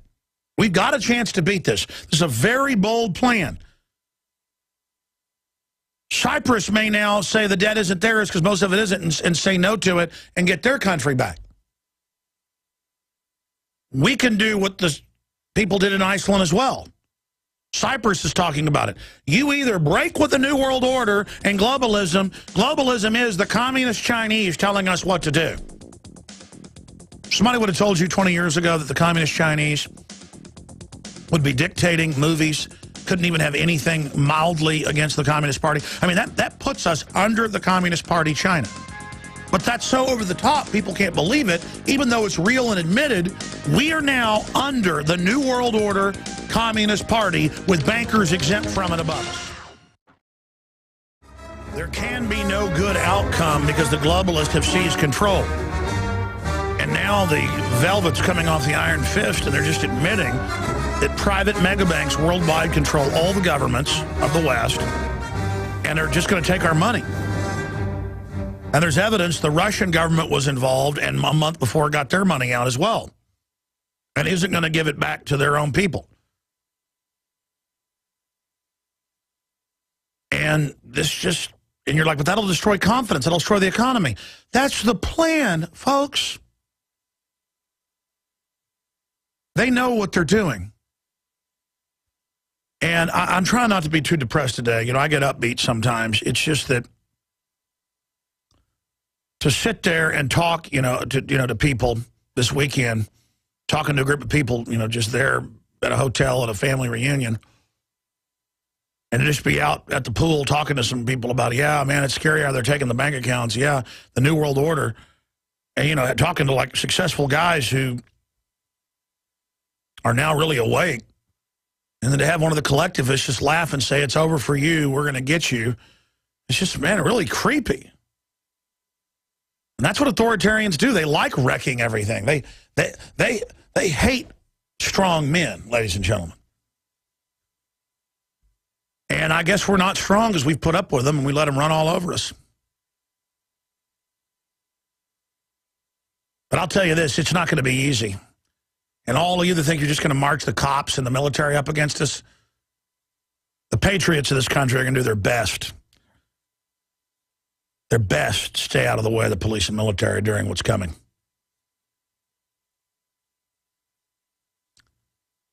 We need to do our best to get the military and police to realize what's happened and that not to join the American people, just to join common sense.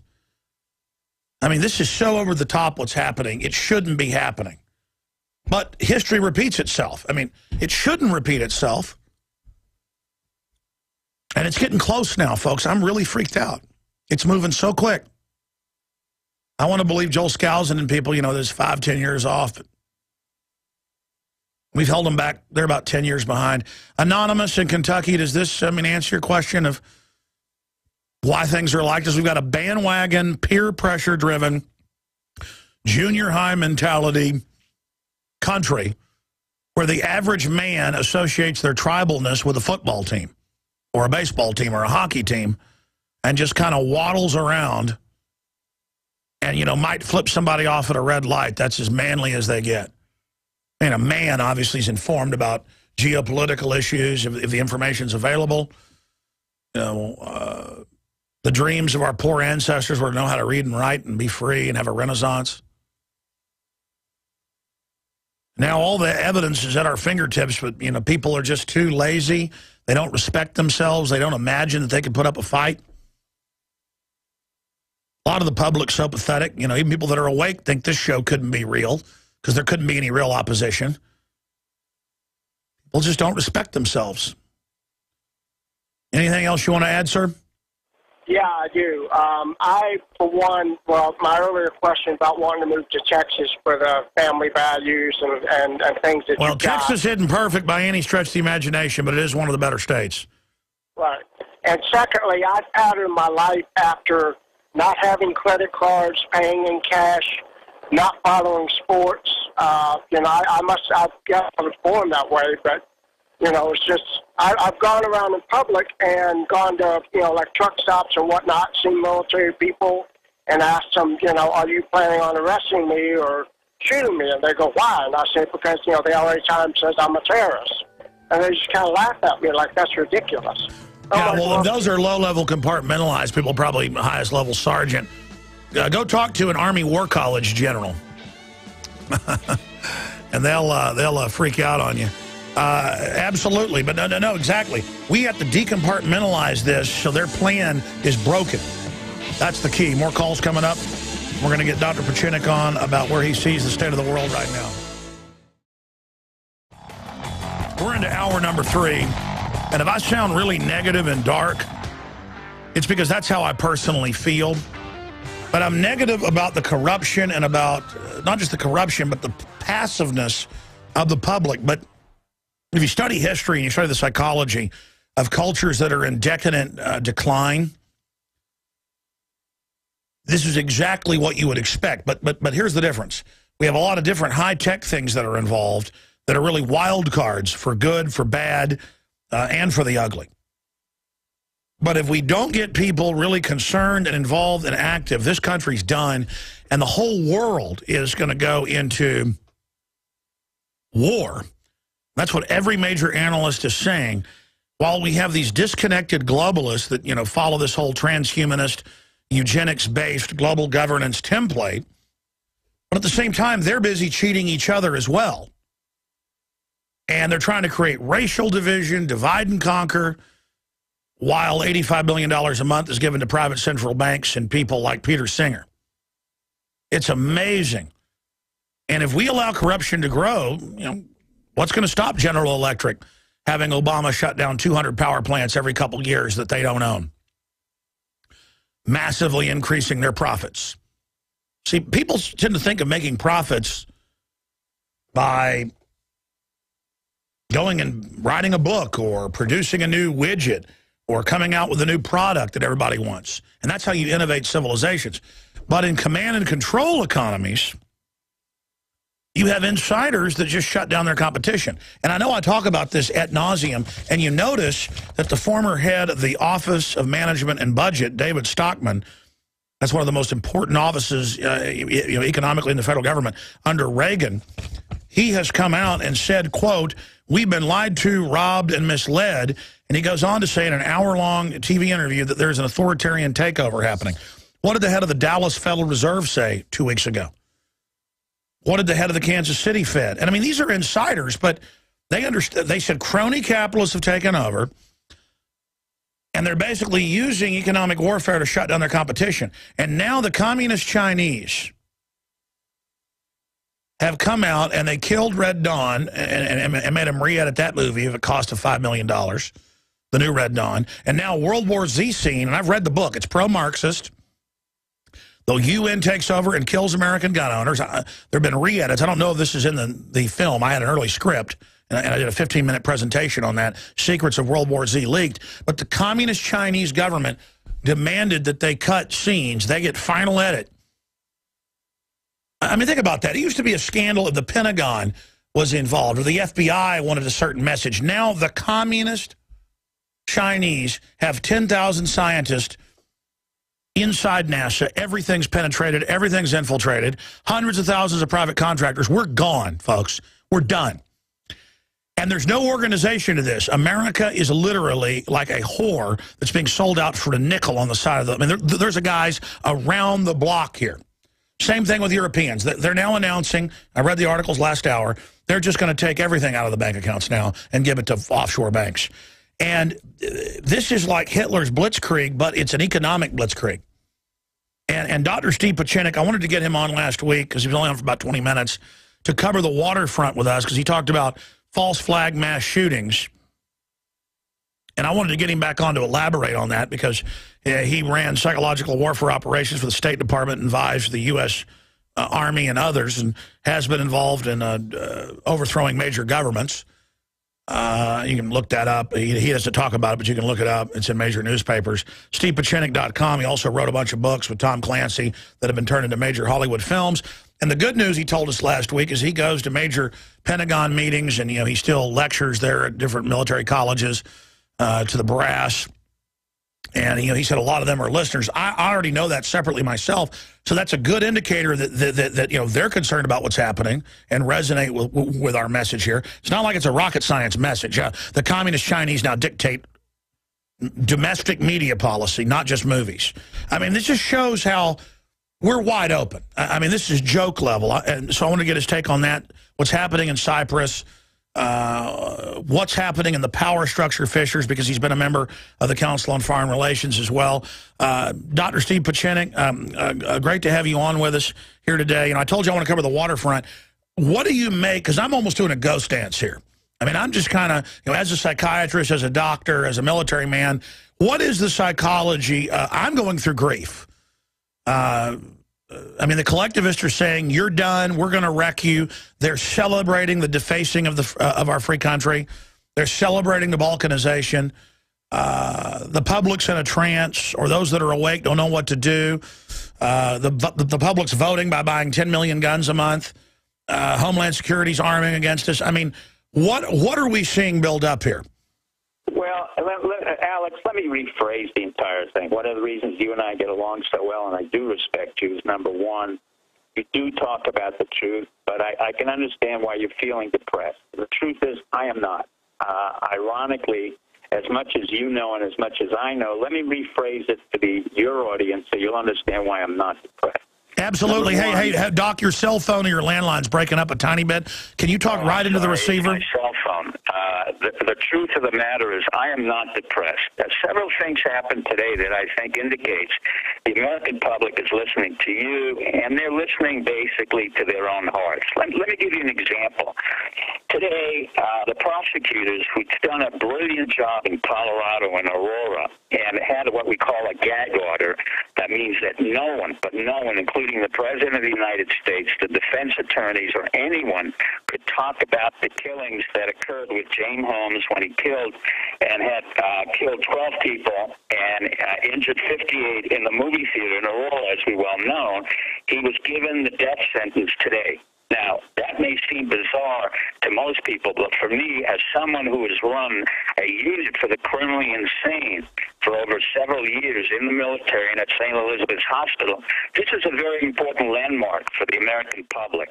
What it says very simply, it's not about gun control, it's not about mental illness, it's about a system of law, at least at the state level, where you do have the death sentence. And if you go in and you kill people, they don't suddenly talk about gun control. What happens is, if you don't give the individual a label, as they did in Sandy Hook, where they said he has Asperger's, which he didn't have, and a person existed in Mr. Holmes that did not exist in a Newtown, and a whole story was fabricated by FEMA in Sandy Hook, where it was not fabricated in Aurora. What happened in Aurora is that the people of Colorado spoke, and they said it's enough. We don't want to hear about gun control. We don't want to hear about psychiatric diagnosis. We don't want to hear about the mentally ill. And I am very proud to say that I may have indirectly contributed to that concept, that determination, but I think it is a very important determination that James Holmes get the death penalty. The reason for it is I have had criminally insane people, and then they say, oh, that's not fair, you know, it's inhumane to put them in the gas chamber or to give them sodium amytal. That's not inhumane. What is inhumane is to put somebody in prison for 233 years consecutively, and it means absolutely nothing. What we're doing is just warehousing prisoners at the cost of $65,000 for the rest of their life. In this case, the prosecutors of Colorado, including the FBI, including many people on the federal level, worked very efficiently to make sure that the defense attorney did not have any excuse, and they could have had a psychiatric diagnosis. But what happened, and this is why I'm very impressed, Alex, and I think your audience should be impressed, what happened is that because the defense lawyers did not do well, and they broke what we call a gag order. The same way the President of the United States broke the gag order on Sandy Hook, which he should never have done if, in fact, there was a killing, but there was no killing at Sandy Hook. The President would have been indicted for a federal offense of the gag order. So what happened in Aurora is not only an indictment of the criminal James Holmes, it's an indictment of the false flag of Sandy Hook. So for me, this is a very important day that your audience has to understand. Sure. At the state and federal level, working with FBI, with U.S. attorneys, and with local prosecutors in Denver, Colorado, this is a major victory. It marginalizes the absurdity of psychiatric diagnosis that allowed literally killers to get away with murder. And I've run those units, and they were totally worthless. All right, let me stop you for a moment. We've got a break here in about a minute and a half. But okay. Again, Dr. Steve Pieczenik joins us here, always interested and very informative. I want to get your... when I say I'm bummed out, I'm not physically depressed. I mean, I feel great when I'm with my wife or my children. I'm so sick of analyzing the accelerated rot. And I'll be honest with you, I see a lot of evidence of false flag at Sandy Hook. I see even more when he's got a DARPA contract. He's on all these drugs. They want to give him truth serum to, quote, make him tell the truth on the, to plead guilty. I see false flag all over the place, not just at Sandy Hook. Well, let's limit it just to Sandy Hook, because that's very important. That was literally where the president took his ground and he put a line in the sand and said, this is where I stand. These poor kids who were never killed, who were never present.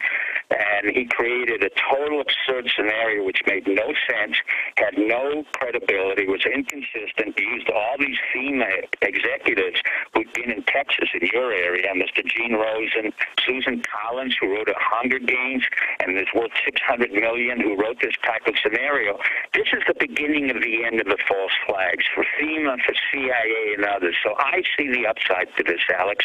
And you know, I'm not an optimist. I'm a realist. On a realistic level, I think we're going to do much better, and we'll get into North Korea and China and why we're going to do much better there in the next hour, and I'll explain it to you. Okay, well, explain to me your geopolitical perspective and what you're hearing from top brass and people, but here's what I want to understand. I get they do false flags, okay? But my issue is specifically as being somebody who has basically covered false flags and worked in the government as an expert on this, what you're seeing that tells you that no one was killed. Because in my experience, when they do false flags, why not kill some kids? I mean, they have more fun. I mean, they enjoy their work. We'll be right back. All right, I was talking to Dr. Steve Pieczenik during the break, and I was asking him specifically why he thinks Sandy Hook had evidence of being a false flag, and I'd like him now to repeat that information to you. Then I want to look at the geopolitical ramifications from his geopolitical perspective and his contacts on what's really happening in the world right now, from Cyprus to North Korea and China. And he's also worked in the financial sector, so he can comment on that. So, Doc, what is your take on Sandy Hook? Is it just all the clear scripting and how they were ready minute one, and now it's come out that Bloomberg was ready months before, and then all the people that look and act like actors? What's your take as an expert on this? Well, this is a total script. It would have come out of a woman who lives in Sandy Hook who's worth $600 million, and you can call her up. You can interview her, named Susan Collins. She's written all the Hunger Game movies and the Hunger Game books, and literally it comes out of her script. The assassination of children in schools, assassination of children in a dystopic society, the fact that she had no comments, the fact that this almost came out of her own books on children in war, and secondly, you had a whole group of actors, Gene Rosen, who came out of the Crisis Actors Group. I always referred my readers to IS-42, Social Media Emergency Management, the official course launched in summer by Emergency Management Institute, which you and I pay for. It has how the public perceives community, key organization. In other words, there's a whole school on how to create disasters, and these children are also taught how to create disasters. Gene Rosen was not only not a psychologist, but he was also present in Sandy Hook as a FEMA advisor, and also in Texas. Plus, you had kids who were in the various acting schools before. You also had the frontline EMT people like Vangeli, Flynn, Penn, Frank, Chapman, who were written about in the New York Times and gracefully in the New York Times. They kind of implied these were absurd. These were Irish cops who I happen to know in Connecticut because I worked at Greenwich, Connecticut, so I know Sandy Hook very well. It's a white, very wealthy community filled with guns and alcohol, but there is no evidence of a murder or a killing, and in fact what you had is a violation of the gag order, which is a prosecutorial evidence, and everyone violated the gag order, as in contrast to Aurora, where the president respected it, the prosecutors respected the defense attorney, and here you had a scripted story about some kid who had Asperger's, by the way, which is not a psychiatric disorder, which does not have an increased proclivity to killing, which did not have any history other than the fact that he had guns and his mother gave him guns and alcohol. Absolutely absurd, inconsistent, irrelevant, and very dangerous for us. Well, if you're going to stage Fast and Furious to blame the Second Amendment, why not do that? And Obama urges quick adoption of the UN small arms treaty today. This is all happening right now. Why do they want our guns so bad, Doc? Because Obama's a very ineffectual man. From the day one of the reasons I continually said I voted for Obama on the first time was I wanted the public to see what happened. It's not just Obama. When you have a sociopath like Clinton who lied, you had Bush Jr. who lied and brought us to two wars, and Stockman, whom I've known about, correctly said he bankrupted the country. I wanted America to see again what happens when you have a sociopath born and bred of the CIA, of Chicago, of crony capitalism, of the Pritzker family, of the Daley family, and what happens when you have people like this, be they Republican or Democrats, and they come and destroy our American system. It's not a question whether he's a birth or not. The question is he's not competent to serve as the president of the United States, nor was Bush Jr., nor was Clinton. And what we're having is a degradation of the people going into politics and the explosion of the federal bureaucracy, which is totally dysfunctional and causing us to get into a major recession and self-destructiveness. Like Bush Jr., Obama's very self-destructive. He created the Osama bin Laden lie. He created the Benghazi lie. He created so many lies, he doesn't even know where he's going now. He's totally incompetent. The only thing I would recommend is impeachment or get him out of it. But unfortunately, Biden, who's as stupid as an ashtray, as Roger Ailes, my friend, said, is also in line. So we have incompetent people in the federal government.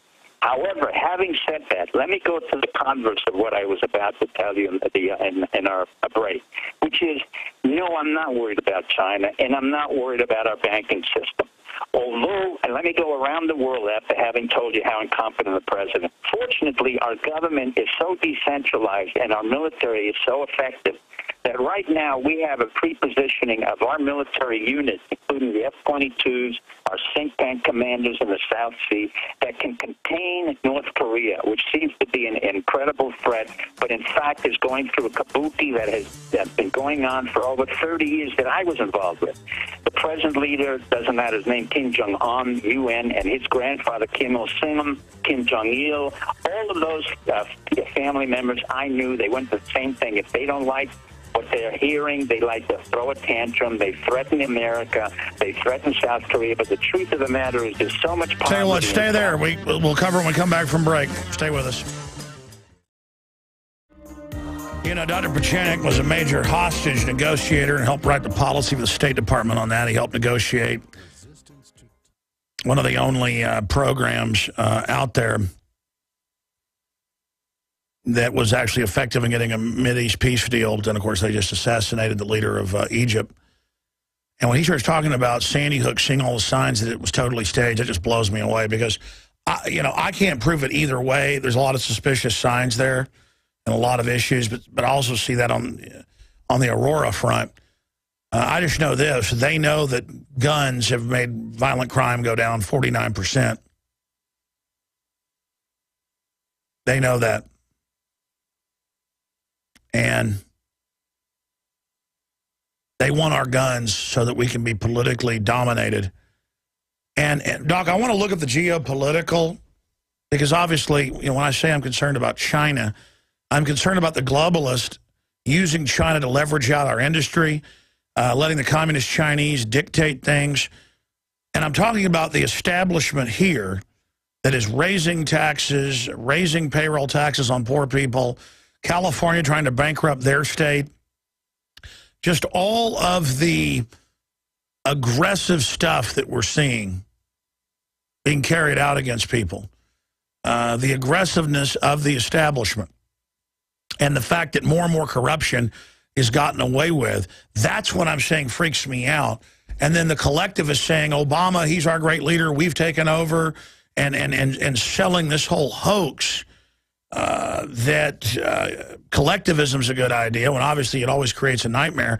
But plus the collectivists lie and say it's not crony capitalism, which is even worse with a bunch of insiders above the law. That's my point. So I wanted to ask you, you were telling me off air that a lot of people you talk to at high levels of the military and others, that they recognize your voice just from being on this show when you're walking around talking, in the corridors that you travel.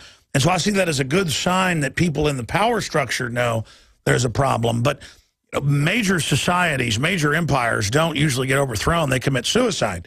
And I see the elite committing suicide politically. I see them just wrecking everything. And are you saying I'm wrong on that front? Because I'm not just talking about geopolitical issues. I understand China's a teetering basket case and all that. I understand North Korea's a basket case. My issue is that I see our establishment acting more and more delusional, like Kim Jong-un. I mean, I'm just sick of it. Go ahead.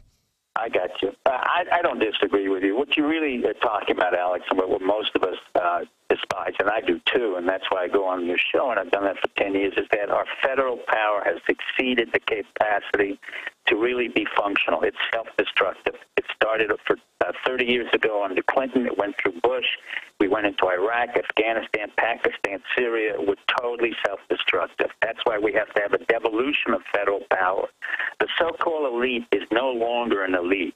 What's really happening, and why I'm optimistic, and it's not just an accident, you happen to be in Austin, Texas, is the Council on Foreign Relations is finished. The Northeast establishment is pretty much finished. The Brookings, U.S. Institute of Peace, the RAND Corporation, all of those institutions that I have been a part of are all dying or dead. There's a reason why much of the industries and much of the capabilities are going down south into Georgia, North Carolina, South Carolina, Florida, Texas. Forget California. It will always be a basket case. Forget New York. Forget Illinois. Forget Michigan. There's a demographic shift that's happening by nature of the fact that we have to have areas where we don't have taxes at the state level, at the local level, and where local communities are really functioning. And we see that in many of the major states. So I'm not that pessimistic as you are. Do I see crony capitalism? Absolutely. J.P. Morgan, Jamie Dimon, I've been after him over 10 years. I think he's a disaster. I think J.P. Morgan should have been in prison, the whole bank. I think Goldman Sachs, Blankfein, Rubin, all of them should have been in prison. But they've been part of the crony capitalism of every congressman and senator I could name, including the presidents Clinton, Bush Jr., and Obama. But once we get federal prosecutors in there, once we get it at the state level, we can break it into that system, and we can devolve the power. In other words, the governors have to become more important. The local communities have to become important. And in that sense, when you really understand America, having lived in Montana and other states, you see that the real power, you don't call the federal government to have your sewage system cleaned up or built. You call up your local commissioner. And that's the power in Texas. And we say in Texas often, and I remember working for Secretary of State Baker, you have the Republic of Texas. I mean, the governor wasn't kidding when he said, I can secede from the Union. There is, in fact, de facto secession from the Union as the federal establishment becomes too big and unable to control itself. So what you're seeing is the federal establishment under Obama acting out of total desperation, to act out of its self-destructiveness, creating wars we don't need.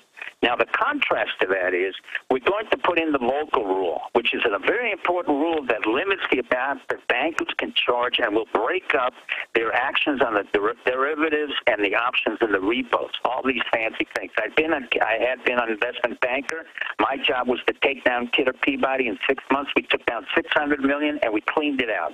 In 1986, I was brought in by the S&Ls in Maryland. I cleaned out the entire S&L system and all of those in the Resolution Trust in the 80s. We cleaned it out from Maryland all the way down to Texas. And by the way, it wasn't an accident that the S&L scandal was started by Neil and Marvin Bush.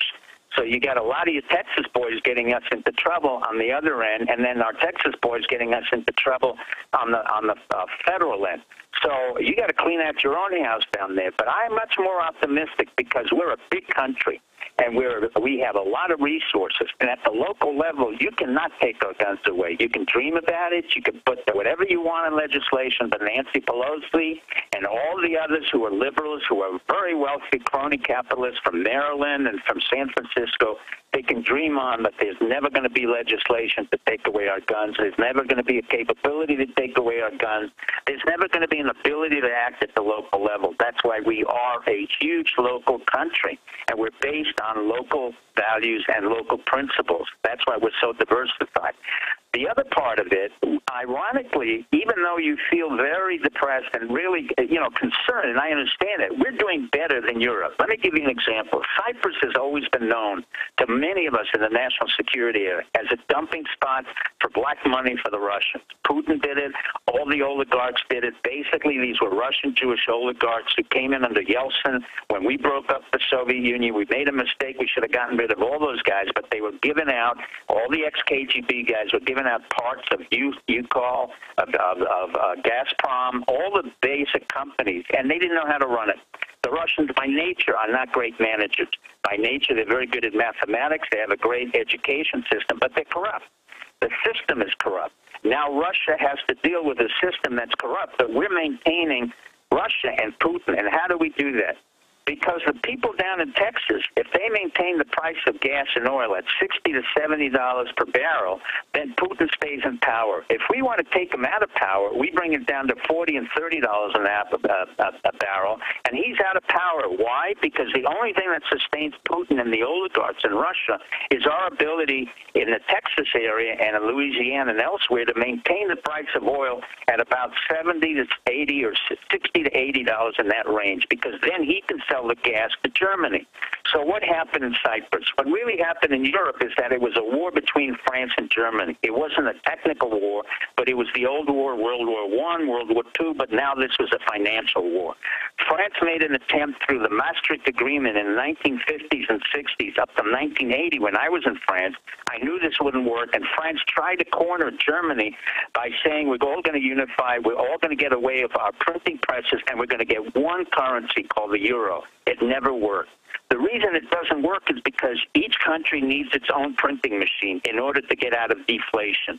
And what happened in effect was that Germany under Angela Merkel, who came out of East Germany, we knew a lot about her because her father was a Lutheran who worked with our CIA. And by the way, Putin was trained by the East Germans in the Stasi, and he was more German than he is Russian. So Angela Merkel and Putin are very close together.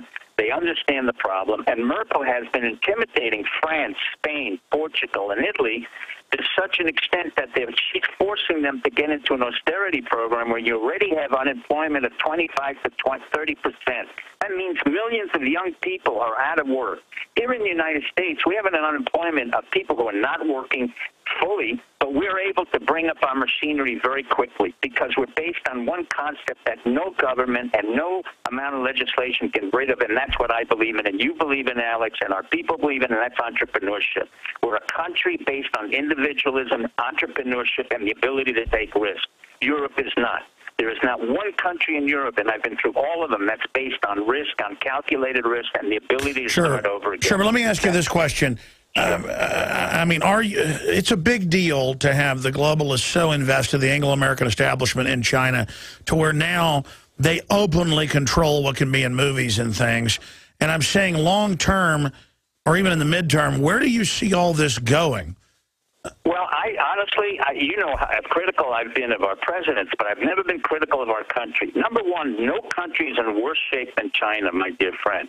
And I say that with glee because I know the Chinese since the days of Deng Xiaoping and Jiang Zemin. They have now a technocrat who spent time in Indiana, Xi Jinping. And the problem with China is two things only. One is political stability, as you said on your radio, and I've said it repeatedly. In a good year, tis a good year in China, you have over 75,000 riots on corruption alone. This year alone, you will have over 150,000 riots that have to do with corruption. The second biggest problem for China that they cannot geopolitically fix and that will damn them to the end of their civilization, and they know that. That's why they're in trouble, and that is water. No one has the water in China the way we have water in the United States. We have the Mississippi, we have the Ohio, we have all our rivers and mountains. In China, you only have one major river. That's the Yangtze River. That divides China into the north and the south, and they've got to build all their industries, Harbin and Haibei, all along the Yangtze River. You've got 1.3 billion people who have to depend on a Yalu River and a Yangtze. It doesn't work.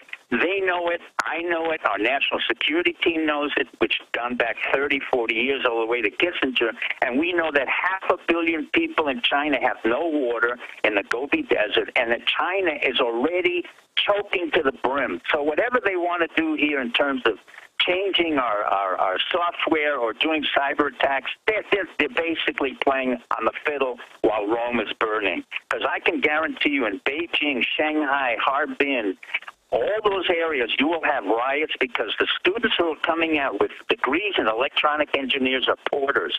And they have even another problem. The students don't want to work because these are the princelings that they had from before where they had a one-child policy.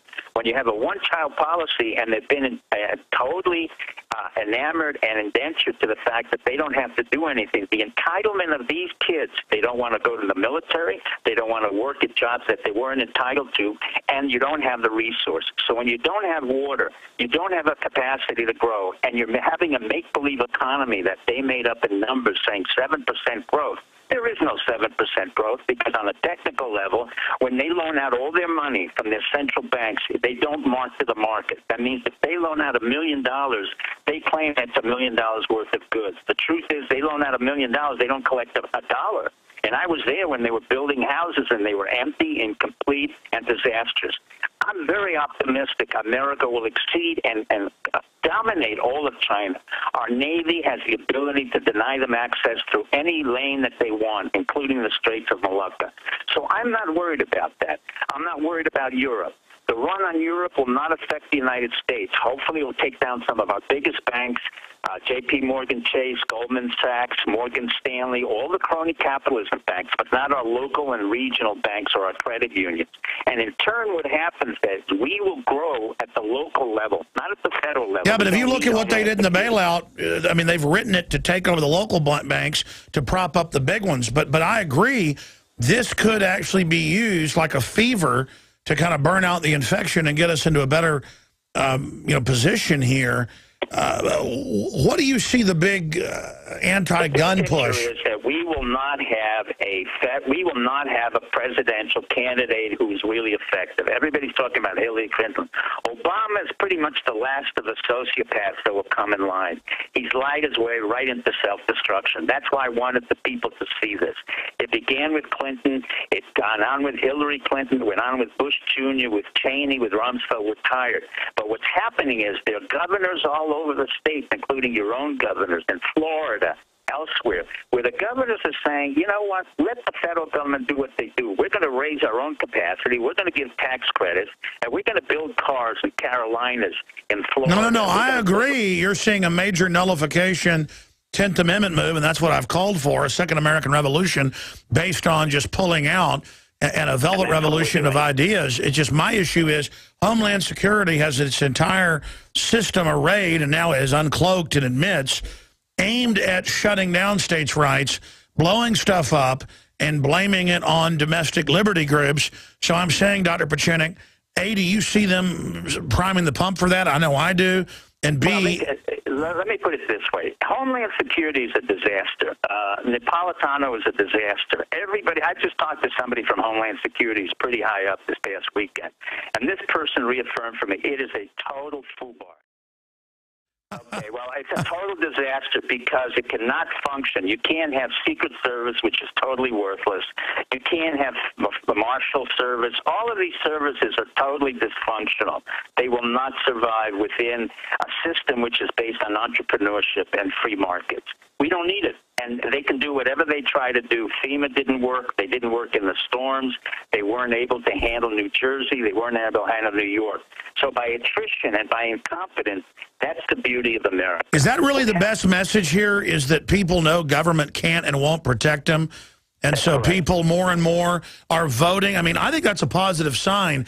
10 million guns being sold a month and people not trusting the system. That's what America was founded on. And they're calling it extremism, but people really are getting back to common sense. And you're saying that it's a hoax that collectivism is really taking over and has won. That's just their attempt to create a bandwagon effect. That's correct. I mean, basically, it's the incompetence saying that we can do things when, in fact, they're showing that they're completely self-destructive. Every time they do a black ops or they try to do a simulation like a FEMA exercise, it blows back. In the world of technology and high-tech, when you have a country as big as we are, I mean, we are huge. It is very hard for the federal government to implement any type of law if you don't have a national police force, and we do not have a national. And they're trying to set that up, though. So the answer is they won't do it.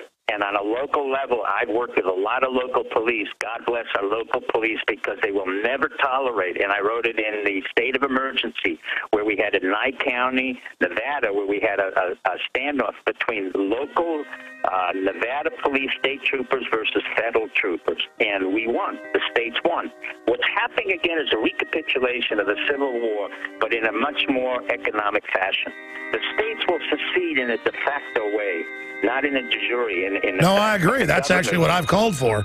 Absolutely. Wow, well said. Let's take a few calls for Dr. Steve Pieczenik on the other side of this quick break. 800-259-9231. Stay with us. All right, Mel, thanks for holding. You got a question for myself or Dr. Pieczenik. Go ahead and throw that out there real quick, sir. How you doing, Alex? Mr. Pieczenik? I actually had a couple questions, if it was possible. One for Mr. Pieczenik. I was just wondering if they financially it ever did, happen here. If you think that we would follow, like Cyprus and Iceland, if they would follow Iceland's rule and arrest the bankers. Twice. We had it in 1986 when we had to shut down the S&Ls, and we were quickly able to resolve it. In 2008, when Bush created the financial crisis, we were able to bail out the banks. I'm not a big believer in the banks. I don't think we need the big banks. They're totally there for their own profit and have no real value versus their capacity and their net worth. They should be taken down systematically, and all we really need is transfer of funds. Quite frankly, without complicating the issue, there's a whole new currency on the Internet, and many of your followers may know that. It's called Bitcoin, which means that we can use any other type of currencies if we want to instead of the dollar. The gold is now securitized as a piece of paper. So in terms of banking, it's an antiquated system. What you have in banking basically is a bunch of binary numbers, 1 and 0, going up to the cloud or cloud computing, and then some bank like TD or Bank of America tells you you're secure, but the truth of the matter is you're not. Anybody can access it, and they're not anything more than just a binary collector. There's no value to bankers and banks in themselves. So I wouldn't worry about it, but we do have a capacity to basically barter any commodity we want. In other words, information, goods, trades. I like what you're saying, but bottom line, there's a revolution going on, and all the tyranny we see is the establishment trying to put the brakes on things. My issue is if we don't get active, they're going to end up succeeding in suppressing a new renaissance. But that's a really good question. Correct, Alex. I agree with Alex. I think there is a revolution going on all fronts, banking, entrepreneurship, and business. But I don't think this government will succeed, or any federal government, because by nature they're there to please each other, and they're totally incompetent. They've been there for 36 years. The average time of a senator or a congressman, they're afraid to go out into business. And we're basically an entrepreneur. Are they trying to start a civil war coming after our guns? Well, I think they don't even think of that in terms of a civil war. If they did, there would be a civil war, but they can't even, this is not Abraham Lincoln who created a civil war, what I call the Northern Invasion. I mean, he's deified. I don't particularly think he is a great president. I think he was what was said about Wilkes Booth, sex tempus tyrannus. He basically suppressed our freedoms and created an aggression to maintain the viability of the republic in order to have railroads and to have the North-South trade agreement where the North basically dominated the South. So that type of situation will not occur again. The South is far more dominant at this point. The factories are occurring in Texas, Carolinas. No, but you're right. The so-called left authoritarians, they fantasize about a new civil war. And MSNBC, I called them the new Ku Klux Klan, and it made huge headlines because all they do is talk about race. And the Klan was a Democratic Party group around race. The Democrats now are trying to base everything on racial division, hence Ku Klux Klan. Well, I get what you mean, but I don't think there's any validity anymore to Republican or Democrats. No, I agree, but I'm saying the Democrats are trying to create a racial... No, I understand, but basically race now is almost... The one thing that Obama may have done is that there's no more excuse for anybody to say, I'm black, and therefore I cannot do anything. Once you have a president who's black, that pretty much erases the notion that everybody was suppressed who was black. I'll tell you what, let's come back and take a few calls. I'm just so sick of hearing about race. Sick of it. I'm sick of it. What is America's underlying core that's made us so successful? Don't tread on me. We need to rediscover that or we'll be slaves. Me and Dr. Pieczenik were just talking about there in the break. Speaking of Doc, Dr. D, you disagree with Dr. Pieczenik of stevepieczenik.com, best-selling author. You can find out stuff there at the site. Dr. D, you're on the air. Go ahead. Alex, thank you for taking my call. How y'all doing today? Dr. Pieczenik and Alex, it's a privilege speaking with y'all today. It's a privilege having you, sir. Go ahead. Alex, I first want to thank you for being an alternative to the low-grade moron slime stream media. Well, thank you. We have to applaud you for that. As far as that Obama character, not Obama, Nobama. I was early into the game of attacking Obama because I seen him for the fraud he was, like his cousin Bush and Cheney. Dr. Pieczenik, I think Alex is well-founded in his concerns about China, and I would look at the past history of China, from the 1839 Opium War, where they took a tour recently over in China, and the majority of the Chinese, or a large segment, I'll say, was very angry with America about that. 200 and some years later, almost.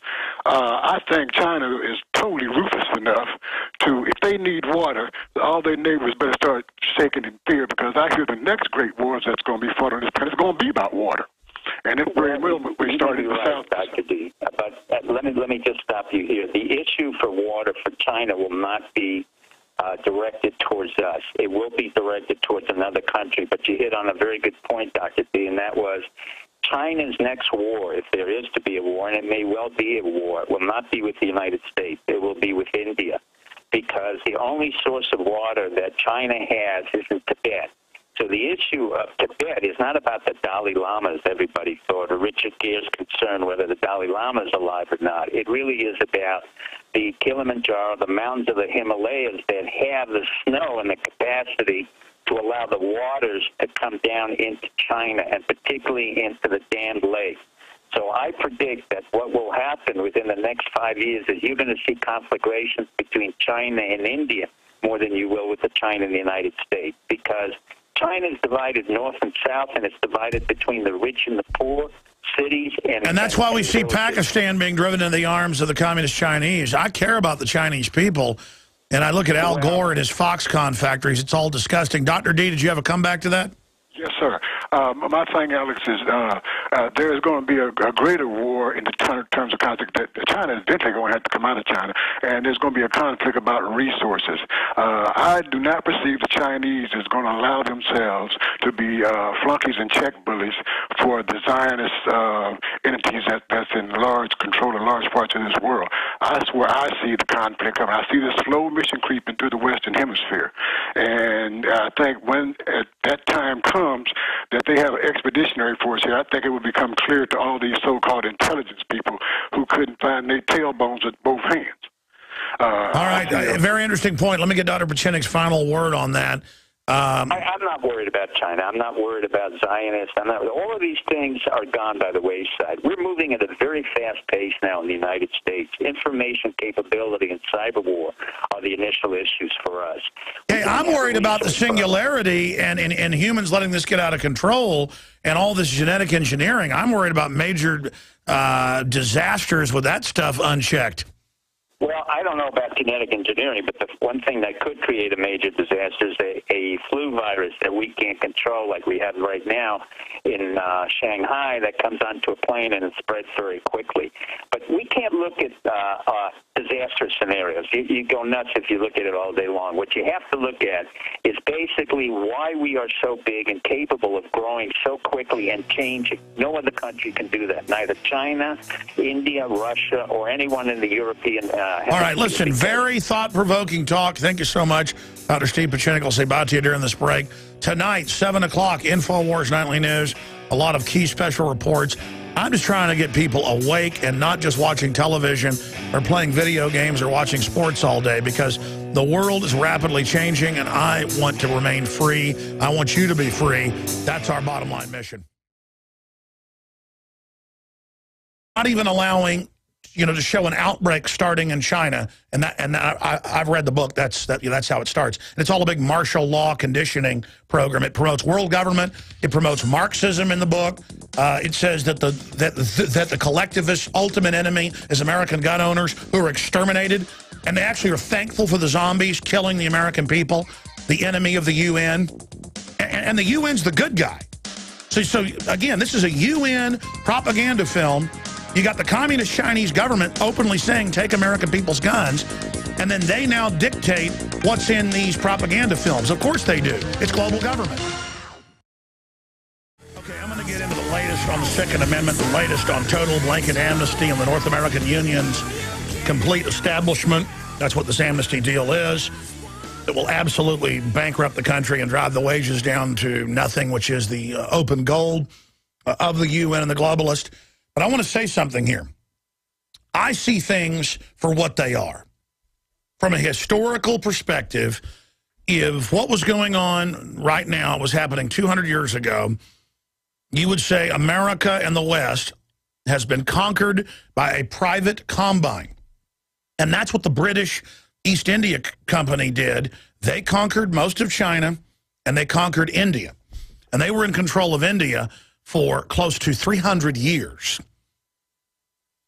The British East India Company, it was also the Dutch East India Company, they basically merged later. But the point is, and that's the Queen of England and the Queen of the Netherlands as well. That's British Petroleum, Dutch Royal Shell today, is just part of it. And both of those families' wealth are national secrets. These are people that sat on top of the world imperial wealth. And so when we talk about world government, it's not the New World Order, it's the old world order. And they have conquered China. The U.S. government at the end of World War II, in 1949, put Mao Zedong into power. And the communist Chinese over there have made deals with literal slave factories. No environmental laws, no insurance, no regulations. The parents chain their children. You can type this in. Children in China chained to lamppost, where they may get one meal a day while their parents work up to 24 hours. And the little children sit there and go to the bathroom over the side of the curb in the dirt road, and they chain their children. I'm talking 3-year-olds, 4-year-olds, to poles. Now, as soon as they're 5 or 6, they're ready. Imagine they want to go work in a slave factory because that's better than being chained to a pole all day. You want to know why folks come here from China and work so hard and get, you know, top of their class A pluses and all the rest of it? Because they've lived in literal hell. There it is, heartbreaking pictures of Chinese toddlers tied up all day because their parents can't afford child care. Let's scroll down and show that. Okay? In fact, there's a famous photo from like 3 years ago that shows a road with a fence on it, a chain link cyclone fence, and there's hundreds of kids chained up. Okay? Now, you think when they put in Agenda 21 that basically makes it impossible for us to operate businesses here with inspectors, you know, on purpose, removing the authorization to build, say, a deck on your restaurant on South Congress? You spend $500,000 to build it. It's to total specs, and they come and withdraw it and order you to tear it apart. My lawyer, Eric Tabb, beat them locally for that local bar and restaurant. I mean, that's just an example. And it was the only time the city had been beaten in the last decade or something. It's about ruining you and making sure no one... Tonight, I'm going to get him on, by the way, guys. You've got to remind me. His number's in there in my phone. I forgot to give it to you. Because I was out to dinner with Dave Mustaine, and I was also out to dinner with the lead singer of Disturbed. I'm not name-dropping. The point is that Dave was staying at my house this weekend, here visiting, because they're moving to Texas. And I've known Dave for years, but he's been out here looking at houses, staying at my house off and on with his wife and daughter, and when his son comes to visit. But you know, he comes out as well, and it's just they're all awake to the New World Order now. And he was saying most people he knows in the music industry are awake to the New World Order, but then it's the higher-ups, the management and people that are there basically pushing the establishment line and you know, trying to not allow anybody to be successful who doesn't toe the line with the New World Order. That's why you see people coming out who are who've been pro-gun, like Sylvester Stallone, and I saw his quote last week. A month ago, he said restrict guns. I saw the quote last week. Guys, will you pull that up for me again? And he said, look, just get ready to turn them in. We're going to have to go to people's houses and take them. See, they're trying to break the ice here and just get you prepared to have your guns taken. It's really happening. And what am I getting at here? Authoritarianism is real. And it will overrun you like a staph infection, like a cancer. It will overrun you like a person being fed into a wood chipper feet first. And the pain is real. The tyranny is real. The wealth, the liberty is pouring out of us like someone who's had their legs chopped off. And we've got to admit that this is happening to get tourniquets tied around our knees or we're going to bleed out, which is the plan. And again, we're not a person who can't regenerate their legs. We can rise like the phoenix. The idea of liberty can do that. But we're bleeding to death right now. We're going into shock right now. And the globalists are doing everything they can to push us beneath the water to fully salt the earth of this republic. And if you look at what big government has to offer, if you look at the cult of government, where people that work for government or corporations that are associated with it feel this reflected glory and sense of power through the system. That's what they're doing. And I run into people who say to me, we are taking over, we are the collectivist, and you have failed, and you are weak, and you are pathetic, and I don't take what you say as serious. I don't listen to you. You don't count. And it's a mind game. Like Karl Rove telling reporters, I control history, I control reality, I'll change reality tomorrow, and you will dutifully conform yourself to that because I am the establishment. I am basically God. And we've seen Robert Gibbs make similar statements about how we lie to the public on things that are verifiably provable and on record, and then laughed at everyone.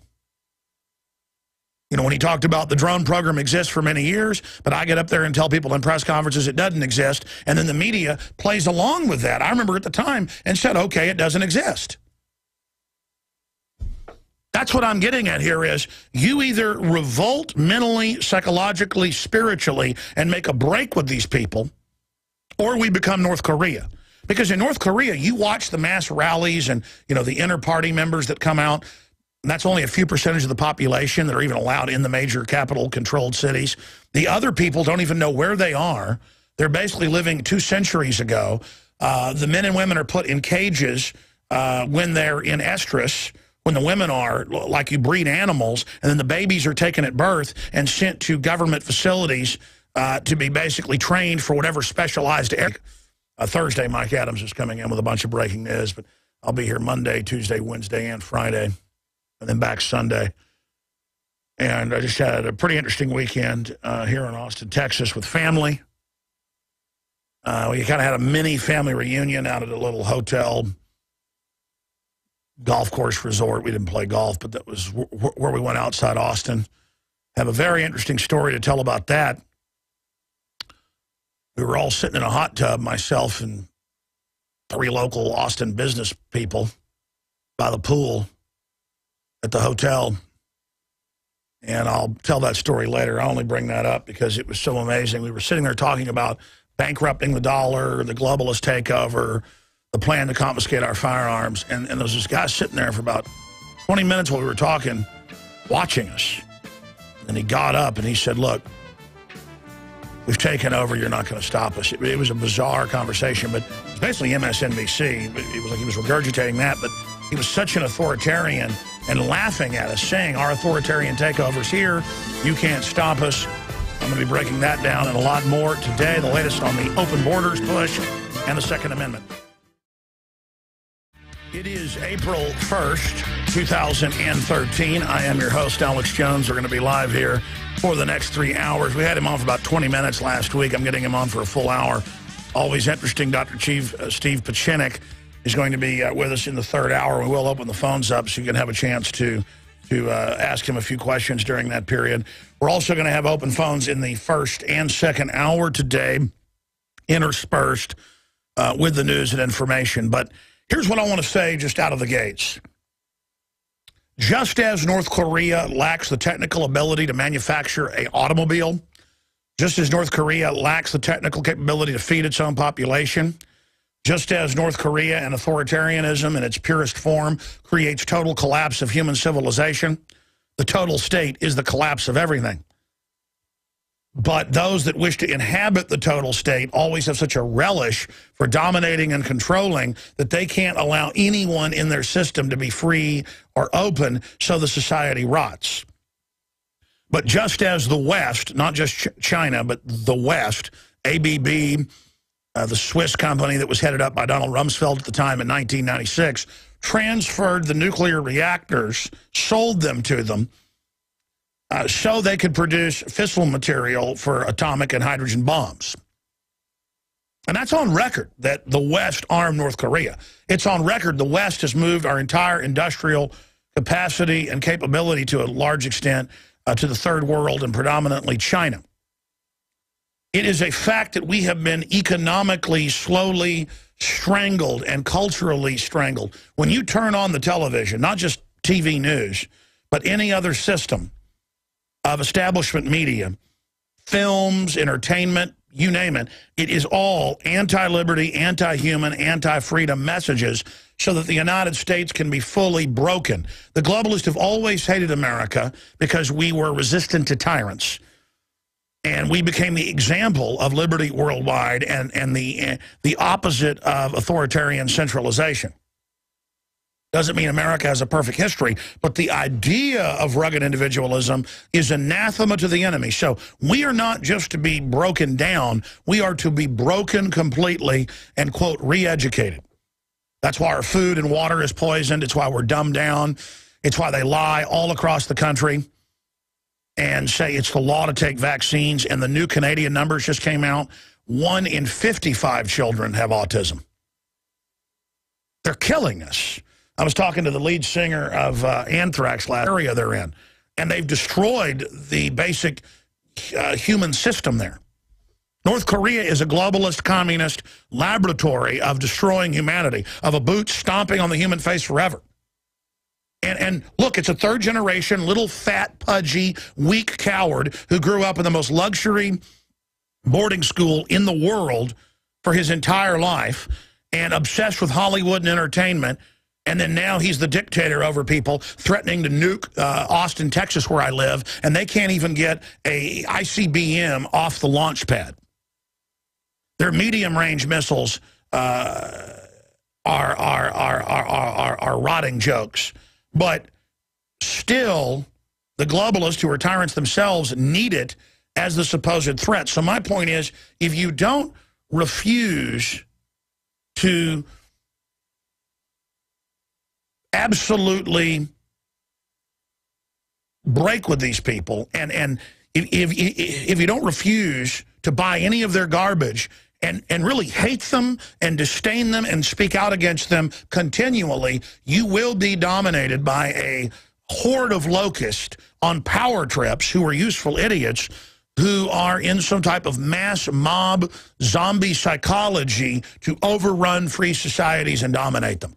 Listen, the establishment is going to take everything we've got because we have gotten in a broken position. We have put ourselves in a position of a broken prostitute who got off the bus when she was 17, a runaway, from Kansas, in some place like Los Angeles or from Illinois. And she gets off the bus and wants to be a movie star because the narcissism of television and the culture, she buys into that.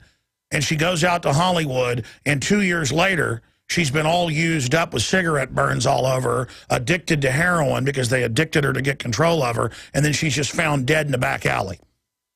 America is just like that woman, just like that young girl. We buy into the culture, we buy into the Madison Avenue, we buy into the Hollywood, we buy into the Kim Kardashian, we buy into the fact that we're not whole unless we go to this undiscovered, grass is greener Hollywood imaginary system. And all it is a weaponized construct really created by Edward Bernays about 90 years ago is when they really started setting it up as a Department of War program to not just take over America, but the world. And Bernays wrote books about it. There's countless books. I mean, that's a fact. It's always been a tool of propaganda. It's just that they couldn't sell their program as hardcore back then as they are now because people wouldn't buy into it. They had to do it by incremental moves. And now when you turn on the television, the ads, the news, the sitcoms, the dramas, all of it is high-tech propaganda selling you that if you'll sign on to globalism, if you'll sign on to turning your guns in and open borders and high taxes on the rich, really the middle class, to transfer the money offshore, that somehow the economy will get kick-started again. And instead, all we're doing is sticking our legs deeper down the wood chipper. I mean, look at this article that just went up at Infowars.com. World War Z scene changed to please Chinese censors. We've gone in 10 years from criticizing China with forced abortion and infanticide and suicide nets and Falun Gong to our media, from the new Red Dawn to the new World War Z, not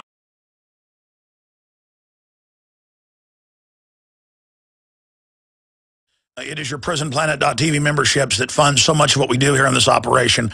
And then we're more than happy for the TV show after it's aired live, then be leaked out onto the web to tens of millions of people. That's our goal.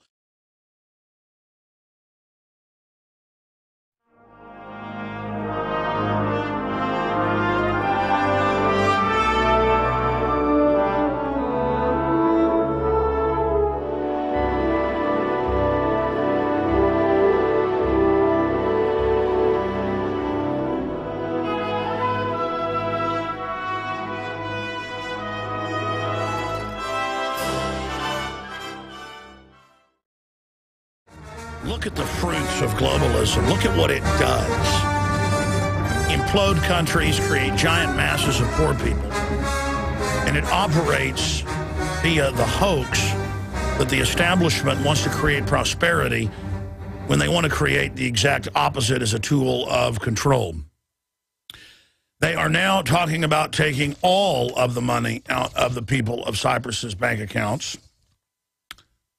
And why shouldn't they? Why shouldn't foreign mega banks do something like that to back up their own losses in the bond market? Because they have a paramilitary police force there. That's just like a robber coming into the bank teller and saying, hands up, put the money in a bag if you want to live. And the globalists have set up Homeland Security, secret police apparatuses all over the world to be able to carry this program out against humanity. That's what's happening. And we sit here watching all of this come true in slow motion, then in medium motion, now in fast motion, and then it's speeding up to light speed right now. And I will tell you, and it's in the IMF World Bank document plans we've been warning you about for 12 years, or 11 years, since 2002, early 2002, that they do plan on doing this here. And that's why they've announced, oh, the NSA and the Pentagon and the FBI and every other agency, they're in your bank account live time watching everything you do. Gee, whatever happened to a warrant? Oh, they got to stop drug trafficking, when it's on record that the big 6 Federal Reserve banks launder almost all the drug money. When you hear about a smaller bank getting busted for drug money occasionally, it's because they were laundering money of local cowboys. Local people, shipping drugs in themselves, which the establishment doesn't cotton to. The war on drugs, this is a no-brainer, but people still don't get this, some of them, is about making drugs illegal so you can boost the price in the black market and go after your competition selectively. Voila. And I don't get how the public doesn't understand that. I don't understand how that is the case. It's a fact. It's how the British brought down China over 50 years, because the Chinese government made opium illegal a couple hundred years ago. And within 50 years, they'd fully taken the country over via corruption. You make drugs illegal, it boosts the price, and then you ship them in and then take control of the towns, cities, and then districts, and then finally China itself. And then they had the Boxer Rebellion against that, and the rest of it's history, but absolutely hellish. And this is the type of stuff being exercised upon us right now.